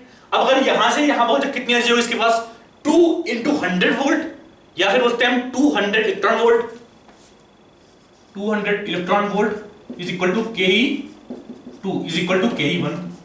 तो यहां पुट करते हैं कितना है अपने पास, 2 से 2 कैंसिल, हमें क्या निकालना है m2/m1, मतलब mass of alpha particle by mass of proton. Mass of alpha कितना होता है 4 यूनिट, मास ऑफ प्रोटॉन कितना होता है 1, ke ऑफ 2 मतलब ke ऑफ अल्फा पार्टिकल कितना अपने पास 200 electron volt, 200 electron volt divide by 100 electron volt, जो कि ke ऑफ प्रोटॉन है 100 इलेक्ट्रॉन वोल्ट, कितना है आपके पास ये √8 इज इक्वल टू 2√2। क्लियर है अच्छे से, कहीं पे डाउट किसी स्टेप में। एक सर्किट कुछ इस तरह अपने पास कौन सा है 27th, ठीक है। सर्किट कैसा अपने पास ऐसे ही है, यहां पे कैपेसिटर, यहां पे कैपेसिटर, यहां पे कैपेसिटर और यहां बैटरी, ऐसे ही है। यहां पे 16 वोल्ट है, इसका 3 माइक्रोफैराड है, इसका 6 वोल्ट, सॉरी बैटरी है तो 6 वोल्ट, इसका 2 माइक्रोफैराड है, ठीक है। मान लो कि हम इस पॉइंट का पोटेंशियल 0 मानते हैं, इसका कितना मानेंगे 16, इसका मान लो हमने x मान लिया जो कि हमको निकालना है। अगर x की वैल्यू मिल जाए तो हम निकाल लेंगे 16 - x, जो कि 2 माइक्रोफैराड कैपेसिटर के एक क्रॉस पोटेंशियल डिफरेंस होगा। इसको x मानते तो ये कितना होगा, ये पॉइंट x - 6 होगा इसका पोटेंशियल, ठीक है। अब ये दोनों कैपेसिटर आपस में सीरीज में है, हमें क्या पता है जब कैपेसिटर सीरीज में हो उनमें चार्ज स्टोर्ड इक्वल होता है, हम बोलते हैं चार्ज स्टोर्ड इक्वल होता है। फिर Q is equal to CV, ठीक है, मतलब Q1 is equal to Q2 is equal to C1 V1 is equal to C2 V2 बोलते हैं। C1 यहाँ पे 2 माइक्रोफैराड है, हमने बोलते 2 इंटू इसके अक्रॉस पोटेंशियल डिफरेंस कितना है 16 - x, कितना 16 - x इज इक्वल टू इसके क्रॉस कितना है। अगर हाँ यहां पे अगर मान लो ये प्लेट मानते हैं कि पॉजिटिव, तो ये प्लेट निगेटिव होगा। अब अगर ये प्लेट निगेटिव हुआ तो ये प्लेट पॉजिटिव, ये प्लेट निगेटिव होगा, मतलब इसके क्रॉस ये हाई पोटेंशियल पे, ये लो पोटेंशियल पे, और इसके क्रॉस ये हाई पोटेंशियल पे, ये लो पोटेंशियल पे होगा, यही बोलेंगे हम, ठीक है। मतलब 16 - x into 2 is equal to x - 6 x - 6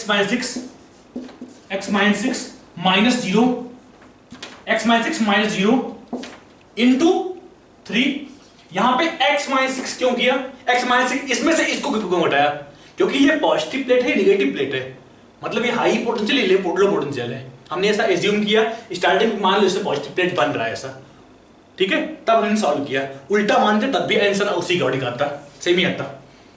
यहां सॉल्व करते क्या है अपना 32 - 2x is equal to 3x - 18, या फिर 5x इज इक्वल टू कितना आएगा 50, x is equal to 10 volt, x equal to 10 volt. अब ये क्या है, ये पॉइंट चला है, x इज इक्वल टू यहाँ पे क्या है, x इक्वल टू क्या है यहाँ पे 10 वोल्ट है। हमें क्या निकालना है, इस कैपेसिटर के क्रॉस कितना पोटेंशियल डिफरेंस होगा, मतलब 16 - 10 कितना होगा 6 वोल्ट। अगला क्वेश्चन क्या है 28,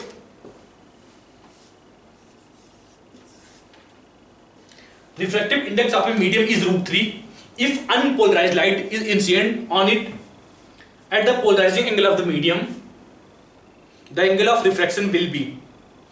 ठीक है, बेसिक्स देखते हैं इसको। मान लो एक मीडियम है यहाँ पे, ठीक है, एक लाइट इंसिडेंट हुई, ये नॉर्मल अपना,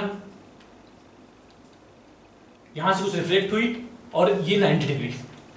हम क्या बोलते हैं कि जब ये ब्रूस्टर एंगल पे ये एंगल ऑफ इंसिडेंस हो IB, उस केस में क्या होता है, ये रिफ्लेक्टेड रे और रिफ्लेक्टेड रे आपस में 90 डिग्री एंगल फॉर्म करते हैं।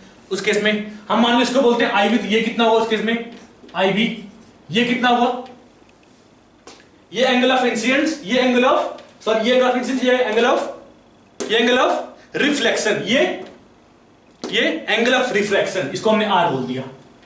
ठीक है, हम क्या बोलते हैं, जब ये ब्रूस्टर एंगल पे इंसिडेंस हो रहा है, ब्रूस्टर एंगल पे इंसिडेंस हो रहा है, उस केस में क्या होता है, ये जो एंगल ऑफ रिफ्लेक्टेड रे, जो ये रिफ्लेक्टेड रे और रिफ्लेक्टेड रे आपस में 90 डिग्री फॉर्म करते हैं। ठीक है, मतलब ये अगर IB, तो ये एंगल 90 माइनस IB, ये एंगल, ये कितना हुआ, ये भी IB होगा, मतलब IB Brewster angle plus R is equal to 90 degree बोलते हैं, कोई दिक्कत नहीं। और हमें क्या पता है, मान लो इसको बोलते हैं, इसका मीडियम कितना है, इसका 1 बोलते हैं, इसका मान लो इसको N1 बोलते हैं, N1 μ1 μ2। हमें क्या पता है, μ1 into sine IB is equal to μ2 into sine R बोल सकते हैं, कोई दिक्कत नहीं यहां पे। ठीक है, μ1 क्या है, यहां पे एयर है, 1 बोल दे इसको, sine IB is equal to μ2 क्या अपने पास दिया है, μ2 इक्वल टू म्यू दिया है, कितना दिया, म्यू √3 दिया है, √3 इंटू साइन, हमने R को लिख दिया 90 माइनस IB, लिखते हैं 90 माइनस IB। अब ये क्या बन गया अपना cos IB, इसको हमने इसके नीचे क्या बन गया, sin IB by cos IB, tan IB, यहां से अपना tan IB is equal to √3 या फिर IB is equal to 60 degree, मतलब एंगल ऑफ इंसिडेंस कितना है, ये 60 डिग्री, ये कितना हुआ फिर 30 डिग्री, ऑब्वियस है, IB plus R equal to 90 है ना, यहां से कितना R कितना आया, यहां से कितना है, R equal to 90 minus 60 is equal to 30 degree. अगला क्वेश्चन क्या है, लॉजिक गेट का इसमें। ठीक है, हमें क्या पता है, और गेट,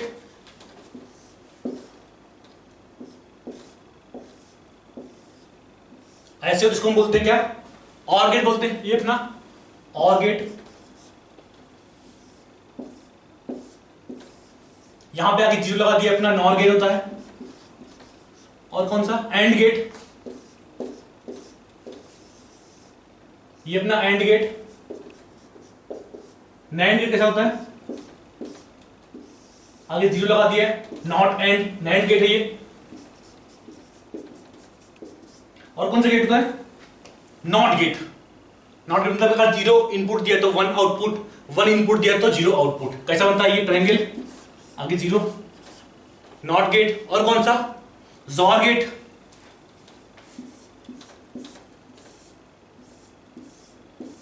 जॉर गेट सिंबल होता है, आपने पढ़ा होगा, ये सब सिंबल की बात है, इसमें क्या ही बताएं। ठीक है, अगला क्वेश्चन क्या है, 30th,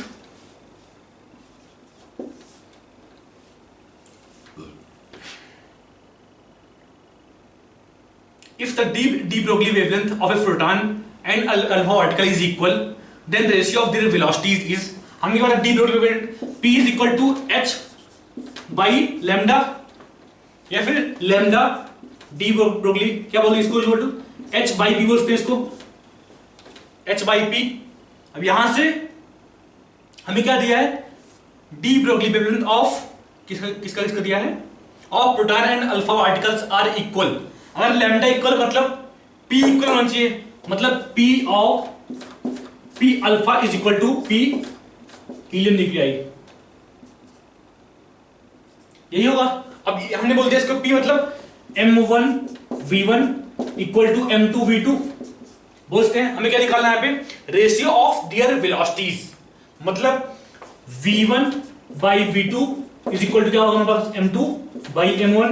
m2 मतलब mass of alpha particle, m1 मतलब मास ऑफ प्रोटॉन, मतलब इज इक्वल टू 4/1। 31 क्या है, जीनर डायोड, ठीक है। यहां पर दिया है कितना वोल्ट, अच्छा ये सर्किट दिया है, रेजिस्टेंस यहाँ पे जीनर डायोड,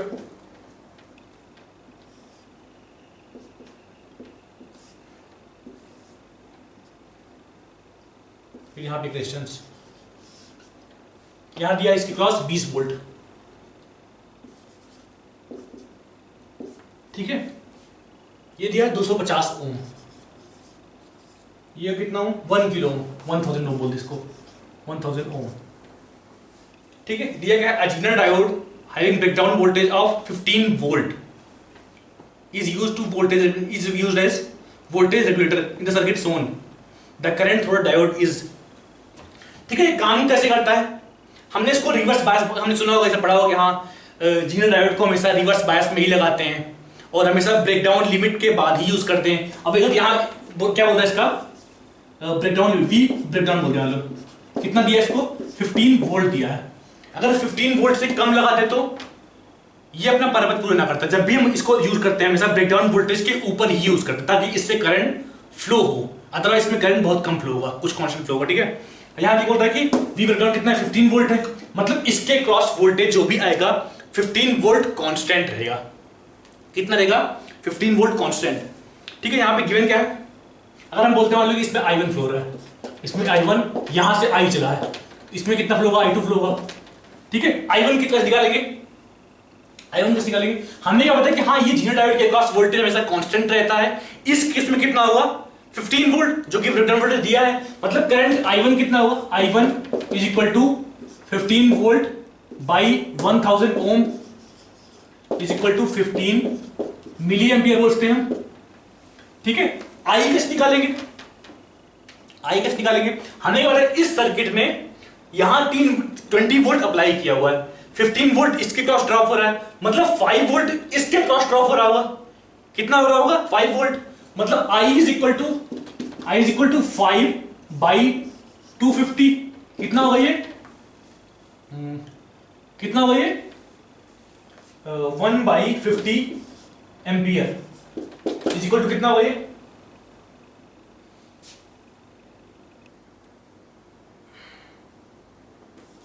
20 मिली एम्पियर बोलते हैं इसको, ठीक है। हमें क्या निकालना है, जीनर डायोड के थ्रू कितना करंट फ्लो हो रहा है। यहां से 20 एम्पियर चला है, 20 मिली एम्पियर चला है, यहां से 15 मिली एम्पियर इधर निकल गया, मतलब 5 मिली एम्पियर इसके थ्रू बाहर होगा। यानी बोलते हैं I2 is equal to I minus I1 is equal to 20 minus 15 is equal to 5 milli ampere.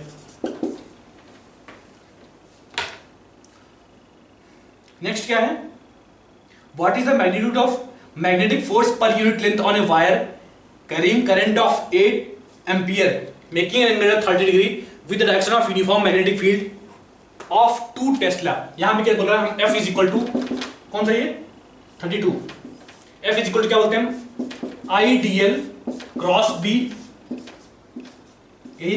यहां पे क्या बोल रहा है B और DL के बीच में एंगल कितना 30 डिग्री, और पर यूनिट लेंथ मतलब DL की वैल्यू कितनी 1 मीटर, I कितना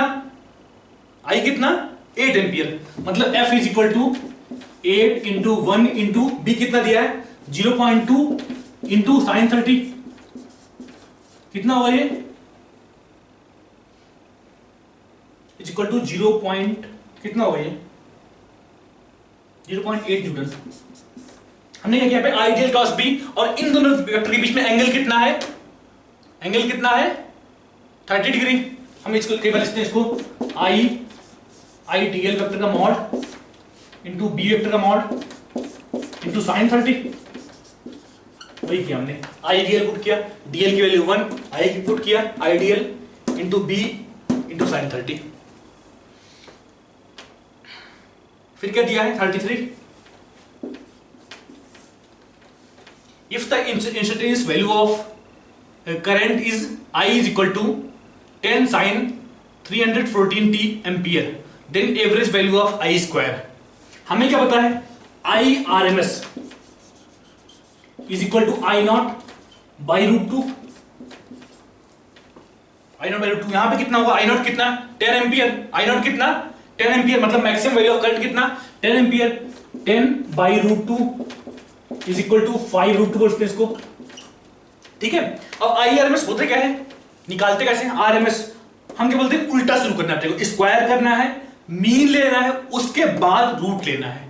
और यहां पे क्या पूछ रहा है, आई स्क्वायर की वैल्यू, मतलब जो लास्ट में रूट ना ले तो अपना जिसकी वैल्यू पूछ रहा है उसका मिल जाएगा, मतलब इसको अगर स्क्वायर कर दे जिसकी वैल्यू पूछ रहा है उसको मिल जाएगा। मतलब आई स्क्वायर का average is equal to I R M S square is equal to I R M S square is equal to 5 root 2 का होल स्क्वायर। 24 में क्या बोल रहा है, 3 metallic spheres ABC having radii in ratio of 1:2:3, charge on sphere A is 6 microcoulomb and sphere B and C are neutral, ठीक है। मतलब 3 sphere मान लो, इसको बोल दिया हमने A, इसको बोल दिया हमने B, इसका रेडियस 2r, इसका रेडियस r बोल दिया हमने, इसका रेडियस 3r, ये अपना स्फीयर C है, ठीक है। अब इसका स्टार्टिंग में कितना, स्टेप 1 बोलते हैं हम लोग, हाँ इसका स्टार्टिंग कितना था 6 माइक्रोकूलम, इसके पास 0, इसके पास 0, ठीक है। अब स्टेप 1 क्या किया, इसको इससे टच कराया। अब जब भी स्फीयर को टच कराते हैं आपस में, कंडक्टिंग स्फीयर को, दोनों का पोटेंशियल आपस में इक्वल हो जाएगा। मान लो कि यहां से स्टेप 1 में यहां से Q1 चार्ज फ्लो हुआ उस स्फीयर तक, हम क्या बोलेंगे K into 6 minus Q1 by R is equal to K into Q1 by 2R, यही होगा। यहां से अपना क्या आएगा, Q1 इज इक्वल टू कितना, यहां से Q1 इज इक्वल टू कितना है, यहां से 4 माइक्रोकूलम, कितना आएगा 4 माइक्रोकूलम, मतलब यहां से इस पे चार्ज कितना फ्लो हुआ 4 माइक्रोकूलम। मतलब स्टेप 1 के बाद, आफ्टर स्टेप 1 बोलते हैं आफ्टर स्टेप 1, स्टेप 1 इस पे कितना चार्ज बाकी था, बाकी हुआ 6 था पहले स्टार्टिंग में, 4 माइक्रोकूलम यहां से यहां फ्लो हुआ, कितना बचा 2 माइक्रोकूलम, मतलब आफ्टर इसका 2 माइक्रोकूलम, इसके पास कितना 4 माइक्रोकूलम, इसके पास कितना 0, मान लो इस लाइन से, हाँ स्टेप 1 है, ठीक है। फिर स्टेप 2 क्या बोल रहा है, स्टेप 2 में क्या बोल रहा है, ये जो स्फीयर था उसको दोबारा इससे टच कराया, ठीक है। तो मान लो कि यहां से चार्ज Q3 यहां फ्लो हुआ, ठीक है। तो हम क्या बोलेंगे K इंटू Q2, सॉरी यहां से यहां Q2 फ्लो, तो हम क्या बोलेंगे K इंटू 2 माइनस Q2। 2 क्यों, क्योंकि स्टार्टिंग में 6 माइक्रोकूलम था, चार्ज यहां से यहां फ्लो हुआ, कितना बचा 2 बचा, K into 2 minus Q2 by R is equal to K into Q2 by 3R। यहां से Q2 कितना आएगा अपना 2 is equal to Q2 plus Q2 by 3, या फिर Q2 is equal to 3 by 2 microcoulomb. मतलब बाद में चार्ज सेकंड स्टेप बाद क्या हो गया हुआ, यहां से 3 बाई 2 माइक्रोकूलम यहां फ्लो हुआ, और बाद मतलब इस फाइनल चार्ज कितना हुआ इसके पास, final charge is equal to 3 by 2 microcoulomb इस स्फीयर के पास, ठीक है। इसके पास कितना बचा अभी, हाफ माइक्रोकूलम, इसके पास कितना बचा 4 माइक्रोकूलम। अब इन दोनों को लास्ट में टच कराया है। अगर आंसर निकालना है तो सिर्फ सी का देख के हम टिक कर सकते हैं कि थर्ड ऑप्शन में ही सिर्फ 3 बाई 2 माइक्रोकूलम है इस स्फीयर के पास, ठीक है। अब स्टेप 3 में क्या कर रहे हैं,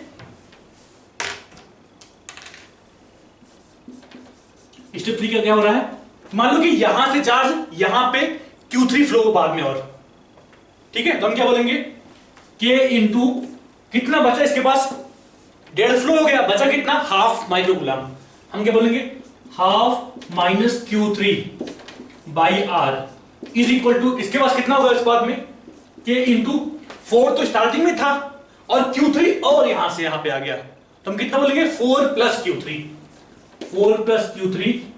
बाई 2R। यहां से Q3 कितना आएगा, यहां से कितना आएगा 1 by 2 minus Q3 is equal to 2 plus Q3 by 2, या फिर 1.5 is equal to Q3 is equal to 3 by 2 Q3, या फिर Q3 is equal to 1 microcoulomb. कितना है, सॉरी ये माइनस में है, ये माइनस में है, ठीक है। हाफ यहां पे था और 2 इधर आया, मतलब minus 1.5 is equal to Q3 plus Q3 by 2, 1.5 Q3, ठीक है। यहां से अपने Q3 इक्वल टू कितना है, माइनस 1.5। माइनस का मतलब क्या हुआ कि चार्ज यहां से यहां ना फ्लो होकर यहां से यहां फ्लो होगा, मतलब साइन खुद से एडजस्ट कर ले रहा है। अब देखते हैं इसे बाद में कितना चार्ज, फाइनल चार्ज कितना हुआ। स्टार्टिंग में हाफ था, कहां था, हाफ था, स्टार्टिंग में हाफ था इसके पास, और कितना आया बाद में 1 माइक्रोकूलम, और यहां से आया, मतलब कितना होगा इस पे फाइनल चार्ज, कितना इस पे final charge is equal to 0.5 starting में था, सेकेंड स्टेप के बाद, और थर्ड स्टेप में कितना आया 1 माइक्रोकूलम और plus 1 microcoulomb is equal to 3/2 microcoulomb. अगर बात करें इस स्फीयर की तो स्टार्टिंग में 4 माइक्रोकूलम था, और इससे थर्ड स्टेप में 1 माइक्रोकूलम भाग गया, कितना बचा 3 माइक्रोकूलम, 3 माइक्रोकूलम। अगला क्वेश्चन क्या है 35th, इसमें क्या बोल रहा है, the period of oscillation of a bar magnet in a vibration magnetometer is 2 second. The period of oscillation of another magnet whose magnetic movement is 4 times that of first. हमें पता है time period T is proportional to 1 by root of magnetic movement बोलते हैं हम।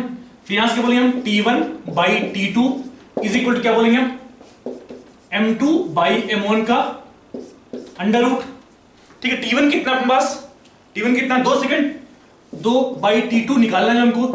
M2 कितना है दिया है 4, M2 दिया है 4 दिया है, इज इक्वल टू √4, यहां से T2 is equal to 1 second, simply formula based है। 36 क्या बोल रहा है, momentum of photon is 3.3 into 10⁻29 kilogram metre second, its frequency will be. हमें क्या पता P इज इक्वल टू कितना होता है फोटॉन की h बाई लैम्डा, ठीक है। h बाई लैम्डा इंटू सी किया, बाई सी किया, सी बाई लैम्डा क्या बन गया फ्रीक्वेंसी, इसलिए दिया हमने h into nu by C, ठीक है। निकालना क्या अपने को फ्रीक्वेंसी, मतलब frequency nu is equal to P into C by H. P कितना दिया है यहाँ पे, P कितना दिया 3.3 into 10 power -29 इंटू सी कितना 3 into 10 power 8 बाई h कितना 6.62 into 6.62 into 10 power -34 is equal to जो भी है कितना आएगा 1.5 into 10 to the power 13 hertz. निकालना हमने सॉल्व करना, ये आंसर आएगा।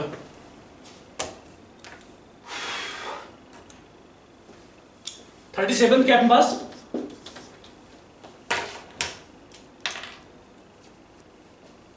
intensity of light pulse traveling in an optical fiber decreases according to the equation I is equal to I naught e की पावर कितना दिया है -α(x), ठीक है। फिर क्या दे रहा है, the intensity of light is reduced to 20% of its initial value, मतलब I is equal to I naught by 5 is equal to I naught e की पावर -α(x). हमें क्या निकालना है, हमें x निकालना है, x कितना ट्रेवल किया होगा। तो यहां से I से I कैंसिल, लॉग लिया इधर ln 1/5 is equal to ln e की पावर -α(x। यहां से क्या आएगा अपना e की पावर -α(x, यहां से क्या आएगा ये e की पावर -α(x बाहर फेंक उठेगा, यहां पे -ln 5 बोलते हैं इसको, इज इक्वल टू -α(x, या फिर x इज इक्वल टू कितना आएगा ln 5/α। अगला क्या है 38, क्या बोल रहा है इसमें 20% radioactive sample decay in time t, how much sample will decay in time 2t। हमें क्या पता है, जो जब रेडियो डिके होता है dn by dt is proportional to n, पढ़ा था हमने, वहां से अपना क्या आता है n is equal to n not, n is equal to n not e की पावर माइनस लैम्डा टी, ये होता है। अब क्या बोल रहे हैं यहाँ पे 20% डिके इन टाइम t, हमने बोल दिया मान लो कि n 20% घट गया, मतलब बाद में कितना बचा 20% इन टाइम t, ये गिवन है अपने पास, मतलब after time t, after time t कितना बचा अपने पास 4n/5 बोलते हैं, या फिर बोलते हैं 80% of n, 80% of n not बोलते हैं, यार बोलते हैं इसको 4n/5, ठीक है। यहां से क्या मतलब 4n naught by 5, 4n naught by 5 is equal to n naught e power minus lambda t, ठीक है। हमें क्या निकालना है यहाँ पे, how much sample will decay in time 2t, ठीक है। हमें क्या निकालना है, n is equal to n naught e की power minus lambda t, lambda into 2t, मतलब कितना बचेगा निकाल लें, कितना डिके हुए निकाल लेंगे, कितना डिके हुआ है निकाल लेंगे। यहां से क्या है अपना n नॉट से n नॉट कैंसिल, क्या बचा अपने पास e की power minus lambda T is equal to 4/5, यही है अपने पास। अगर यहां पे देखें तो क्या है अपना n is equal to n not, इसको हम कैसे देंगे e की पावर माइनस लैम्डा टी, इसका होल स्क्वायर लिखते हैं यार, आता है ना ये पावर के ऊपर पावर बाद में मल्टीप्लाई होता है, तो यहाँ पे 2 था, हमने इसको पावर बाहर फेंक दिया, e power minus lambda T का होल स्क्वायर कर दिया। अब इसकी वैल्यू कितनी 4/5 गिवन अपने को पता है अपने को, तो हमने दिया इसको n नॉट 4/5 का होल स्क्वायर, कितना हुआ ये is equal to 16 n not by 25, मतलब डिके कितना हुआ होगा 9 n नॉट बाई 25, कितना डिके हुआ होगा, मतलब डिके कितना हुआ, decay is equal to 9 sorry n not minus बोलते हैं इसको, n not minus n is equal to कितना 9 n नॉट बाई 25, निकालेंगे परसेंटेज यहां से, डीके इज इक्वल टू इतना is equal to 9 n not by 25 into 100, इतना परसेंट कितना होगा ये बाई n नॉट, कितना होगा ये 36% इज इक्वल टू 36%। 39 देखते हैं यार, ठीक है। 39 क्या बोल रहा है, एक अपने को ग्राफ दिया है आई वर्सेस टाइम का, ठीक है, कुछ इस तरह अपने पास, यहाँ पे क्या दिया मैक्सिमम वैल्यू इसकी 10, ये टाइम दिया है 2 सेकेंड, ये टाइम दिया था करंट आई, और क्या बोल रहे हैं यहाँ पे, in a coil of resistance 10 ohm the induced current developed by changing magnetic flux through it is shown in the figure, ठीक है। हमें क्या पता है EMF E is equal to minus d∅/dt, ठीक है। माइनस साइन का मतलब क्या हुआ यहाँ पे, क्या हुआ इसका मतलब कि हाँ डायरेक्शन देखा हमें कि हाँ EMF जो इंड्यूस हो रहा है उसकी डायरेक्शन क्या, हमें उससे मतलब नहीं है, ठीक है। अब फ्लक्स क्या बोलते हैं हम, हाँ अगर मान लो यहाँ पे R से डिवाइड किया, ठीक है, हम क्या बोले यहाँ से E/R is equal to d∅/dt into 1/R। अब ये क्वांटिटी क्या होती है, EMF/R रेजिस्टेंस, क्या होता है ये करंट, मतलब I is equal to d∅/dt into 1/R, यहां से अपना आएगा I dt इंटू इसका integral is equal to R d∅ का इंटीग्रल। अब I dt का इंटीग्रल क्या हुआ, एरिया अंडर दिस कर्व, यार बोलते हैं चार्ज फ्लो I क्या होता है कि 1 सेकंड में कितना चार्ज फ्लो, और I dt का इंटीग्रल मतलब टोटल कितना चार्ज फ्लो हुआ, हम बोलते हैं Q is equal to R integral d∅ का हुआ, टोटल चेंज इन फ्लक्स उसको बोलते हैं डेल्टा फाई, या फिर डेल्टा क्या निकालना है अपने को, magnitude of change in flux through it in 0 to 10 second, कितना फ्लक्स चेंज हुआ, सॉरी यहां पे R नीचे इंटू 1/R, मतलब डेल्टा फाई बाई R, यही होगा अपने पास। यहां से क्या अपना आ रहा है delta phi total change in flux is equal to Q into R, Q के कैसे निकालेंगे, एरिया अंडर दिस कर्व कितना होगा 10 इंटू 2 इंटू 1/2 मतलब is equal to 10 into 2 into 1/2। Resistance कितना दिया है अपने पास 10 ohm into 10 ohm is equal to कितना होगा ये 100।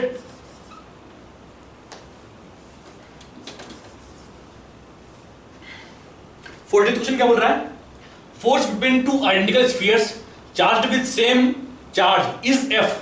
मान लो दो स्फीयर है, इसके पास आइडेंटिकल है, इसका मान बोलते हैं हाँ इस पास चार्ज क्यू, इसके पास चार्ज क्यू है, तो फोर्स कितना होगा इस पे F is equal to K Q into Q K Q square by R square, यही फोर्स होगा। इसको हमने बोला कितना, इसी को F बोला है, ठीक है। अब क्या बोल रहा है कि यहां से 50% चार्ज यहां ट्रांसफर कर दिया, मतलब इसका चार्ज कितना हुआ 3q/2, इसके बाद चार्ज कितना बचा q/2, उस केस में F कितना होगा F डैश बोल दिया मान लो, F dash equal to k into 3q/2 into q/2 by R square is equal to कितना हुआ ये 3f/4।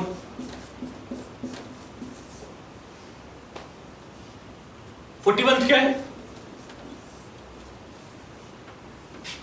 if the charge on capacitor is increased by 2 coulomb, the energy stored in it increases by 21%, the original charge on the capacitor is, ठीक है। हम मान लो कि charge starting में q था, तो हम क्या बोलेंगे q plus 2 q square by 2c, एक q बाद में कितना हुआ q प्लस 2 हो गया, q बाद में कितना हुआ q plus 2 square by 2c is equal to 21% increase हुआ। अगर बात मानते हैं कि 1, तो अगर स्टार्टिंग मानते हैं कि 1, तो बाद में 1.21 टाइम्स, मतलब स्टार्टिंग कितना था बस q स्क्वायर बाई 2c, ठीक है। अब इससे 21% और बढ़ा, मतलब इंटू 1.21, ये कहां से मिल रहा है, स्टार्टिंग मान लेते हैं कि 100% चार्ज, ये है 100% चार्ज, अब 21% इंक्रीज हुआ, मतलब 1.21 टाइम्स हुआ, ठीक है। अब यहां से क्या हुआ अपना 2c से 2c कैंसिल, क्या बचा अपने पास q प्लस 2 का whole square is equal to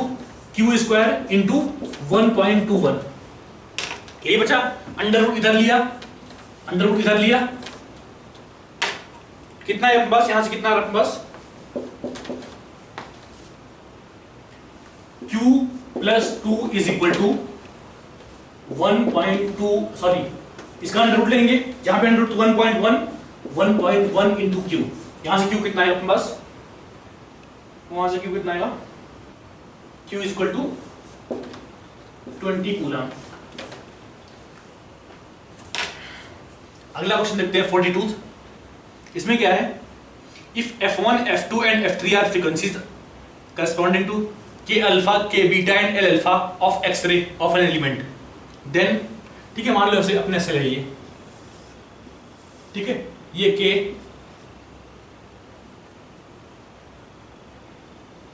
ये k a l है, ठीक है।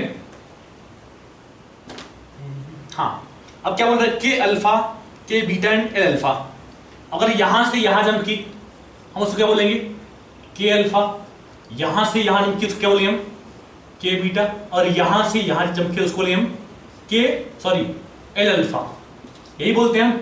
हमें क्या पता है, यहां से जो यहां जंप की कदम एनर्जी छूटी हुई मान लो, इसको बोलते हैं हमने h इंटू कितना बोल रहे हैं h इंटू f1 बोलते हैं इसको, h इंटू f1, इसको हमने बोल दिया मान लो h इंटू f2, इसको हमने बोल दिया h इंटू f3। हम क्या बोलेंगे, इस एनर्जी का सम प्लस ये एनर्जी का sum is equal to total energy का सम, यानी बोलते हैं हम h into f3 plus h into f1 is equal to h into f2, या फिर f1 plus f3 is equal to f2, ठीक है। 42 क्या है, लॉजिक गेट का है। 43 सॉरी, इसमें क्या है, यहां पे कौन सा गेट है, ये नैंड गेट, यही अपने पास, ठीक है। अब क्या बोल रहा है, फर्स्ट केस में क्या बोल रहा है, a is equal to 1, b is equal to 0, second case में a is equal to 1, b is equal to 1, third case में a is equal to 0, b is equal to 0, यही बोल रहा है। अब देखते हैं फर्स्ट केस में, जब a 1 था b 0 था, a मतलब ये वाला, b ये वाला, जब a 1 था b 0 था, मतलब अगर नैंड मतलब क्या वैसा होता है, टेबल्स का कैसा देख लो इसका कहाँ बनाए हैं, यहाँ बना ए बी और इसका आउटपुट देखते हैं।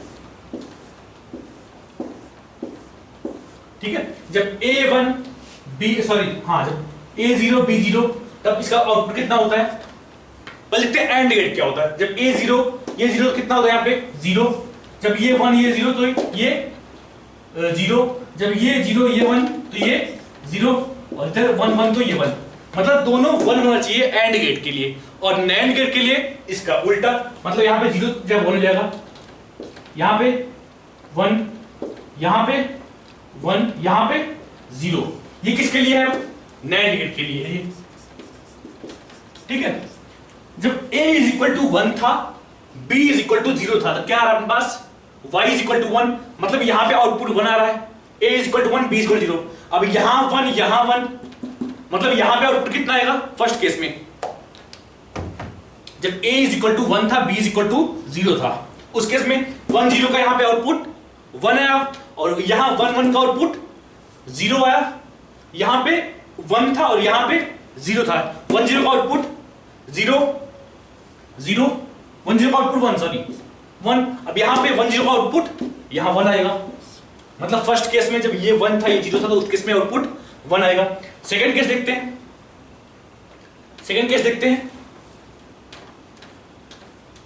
सेकंड केस क्या है, a is equal to 1 b is equal to 1, जब यहाँ पे 1 यहाँ पे 1 तो यहाँ पे 0, अब यहाँ पे 0 यहाँ पे 1 तो यहाँ पे 1, अब यहाँ पे 0 था यहाँ पे 1 है, तो यहाँ पे सॉरी यहाँ पे क्या था अपना 1 था यहाँ पे 1 था, यहाँ पे 1 यहाँ पे 1 तो यहाँ पे क्या आएगा अपना 0, यहाँ पे 0 आएगा, और यहाँ पे 0 यहाँ पे 1 तो यहाँ पे क्या आएगा अपना 1 आएगा, यहाँ पे 0 यहाँ पे 1 तो यहाँ पे क्या आएगा अपना यहाँ पे 1 आएगा, और यहाँ पे 1 यहाँ पे 1 तो यहाँ पे क्या आएगा 0। क्लियर है। थर्ड केस क्या था अपने पास, a is equal to 0 b is equal to 0, मतलब ये 0 था ये भी 0 था। ठीक है, उस केस देखते हैं, अगर यहां 0 यहां 0 तो यहां पे आउटपुट कितना आएगा 1, तब जब दोनों 0 यहां पे 1, अब यहां पे 0 मतलब यहां पे 0, अब ये 0 ये 0, 1 0 का यहां पे 1, यहां पे 1 0 का यहां पे 1 1 1 का आउटपुट 1 1 आउटपुट 0, मतलब थर्ड केस में भी 0 आएगा। देख लो ऑप्शन 1 सही है। 44 में क्या बोल रहा है, point P lies on axis of dipole, मान लो यहाँ पर प्लस चार्ज बोल दिया हमने, डाइपोल का यहाँ माइनस चार्ज बोल दिया, एक्सिस अपना। ठीक है, पॉइंट P कहाँ लाई कर रहा है, मान लो यहाँ पे कहीं लाई कर रहा है, मान लो यहाँ बोल दियो P लाई कर रहा है। ठीक है, अब इलेक्ट्रिक फील्ड किधर होगी यहाँ पे, इलेक्ट्रिक फील्ड किधर होगी यहाँ पे, इधर की तरफ। ठीक है, अब क्या बोल रहा है, if dipole is rotated bye 90 degree anti clockwise, dipole को एंटी क्लॉकवाइज 90 डिग्री घुमा देगा, मतलब बाद में क्या होगा, डाइपोल कैसा होगा, बाद में माइनस यहां पे और प्लस यहां पे। ठीक है, इसको घुमाया कितना 90 डिग्री एंटी क्लॉकवाइज। ठीक है, अब उस केस में क्या बोल रहा है, क्या बोल रहा है यहाँ पे, the electric field vector E at point P is rotated by, अब यहाँ पे इलेक्ट्रिक फील्ड कितना होगा, यहाँ पे किधर होगा, यहाँ पे किधर, इसकी वजह से इधर, इसकी वजह से इधर, मतलब नेट इलेक्ट्रिक फील्ड इधर हुआ, कितना रोटेट हुआ, स्टार्टिंग में इधर था, बाद में 90 डिग्री इधर घूम गया, मतलब बाद में 90 डिग्री क्लॉकवाइज। क्लियर है। यहाँ पे हम देखें, हाँ यहाँ प्लस चार्ज यहाँ माइनस चार्ज, अगर देखते इसकी electric field away from this, इसकी इलेक्ट्रिक फील्ड टुवर्ड्स दिस, लेकिन ये चार्ज नजदीक है ये चार्ज दूर है, मतलब ये डोमिनेट करेगा, नेट इलेक्ट्रिक फील्ड जो यहाँ पे आएगी वो इसकी तरफ आएगी। क्लियर है। अगर बात करते हैं यहाँ पे, तो इसकी वजह से इलेक्ट्रिक फील्ड इधर की तरफ, इसकी वजह electric field away from this, इन दोनों का रिलेशन ऊपर कहीं आएगा। क्लियर है। अब पूछ रहा है कि कितना घूमा, स्टार्टिंग में ये था, बाद में ऊपर हो गया, ई नेट बोलते इसको, ई नेट, यहाँ पे ई नेट, स्टार्टिंग में ये था, बाद में ऊपर घूम गया, मतलब 90 डिग्री क्लॉकवाइज। 45 क्या बोल रहा है, phase difference between EMF and flux of a coil rotating in magnetic field. हमें क्या पता है फ्लक्स क्या होता है, flux is equal to integral B dot D A, यही होता है, is equal to B D A cos theta, या फिर बी ए कॉस थीटा बोलते हैं इसको, और ए कौन ए सेम हो तो। ठीक है, और क्या पूछ रहा है, ईएमएफ देखते हैं।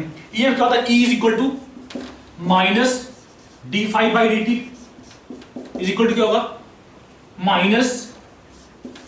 Minus B A, B constant A constant, D cos theta by D T, ये होगा। इसकी वैल्यू क्या होगी, हमने बोल दिया इसको is equal to B A sine theta into D theta by D T. हमने ऊपर नीचे डी थीटा मल्टीप्लाई किया तो यहां पे D cos theta by D theta बन गया, उसको हमने लिख दिया माइनस साइन थीटा। अब माइनस जो यहां पे है माइनस जो यहां पे था एब्जॉर्ब हो गए दोनों, बचा क्या अपने पास d theta by D T. हमने इसको क्या लिखा, B A omega sine theta, ये होगा ना यार, d theta by D t equal to omega. अब देखते हैं इसमें और इसमें कितना फेज डिफरेंस होगा। अगर हम इसको लिखेंगे क्या लिखेंगे हम इसको, cos theta minus pi by two, हाँ, is equal to B A cos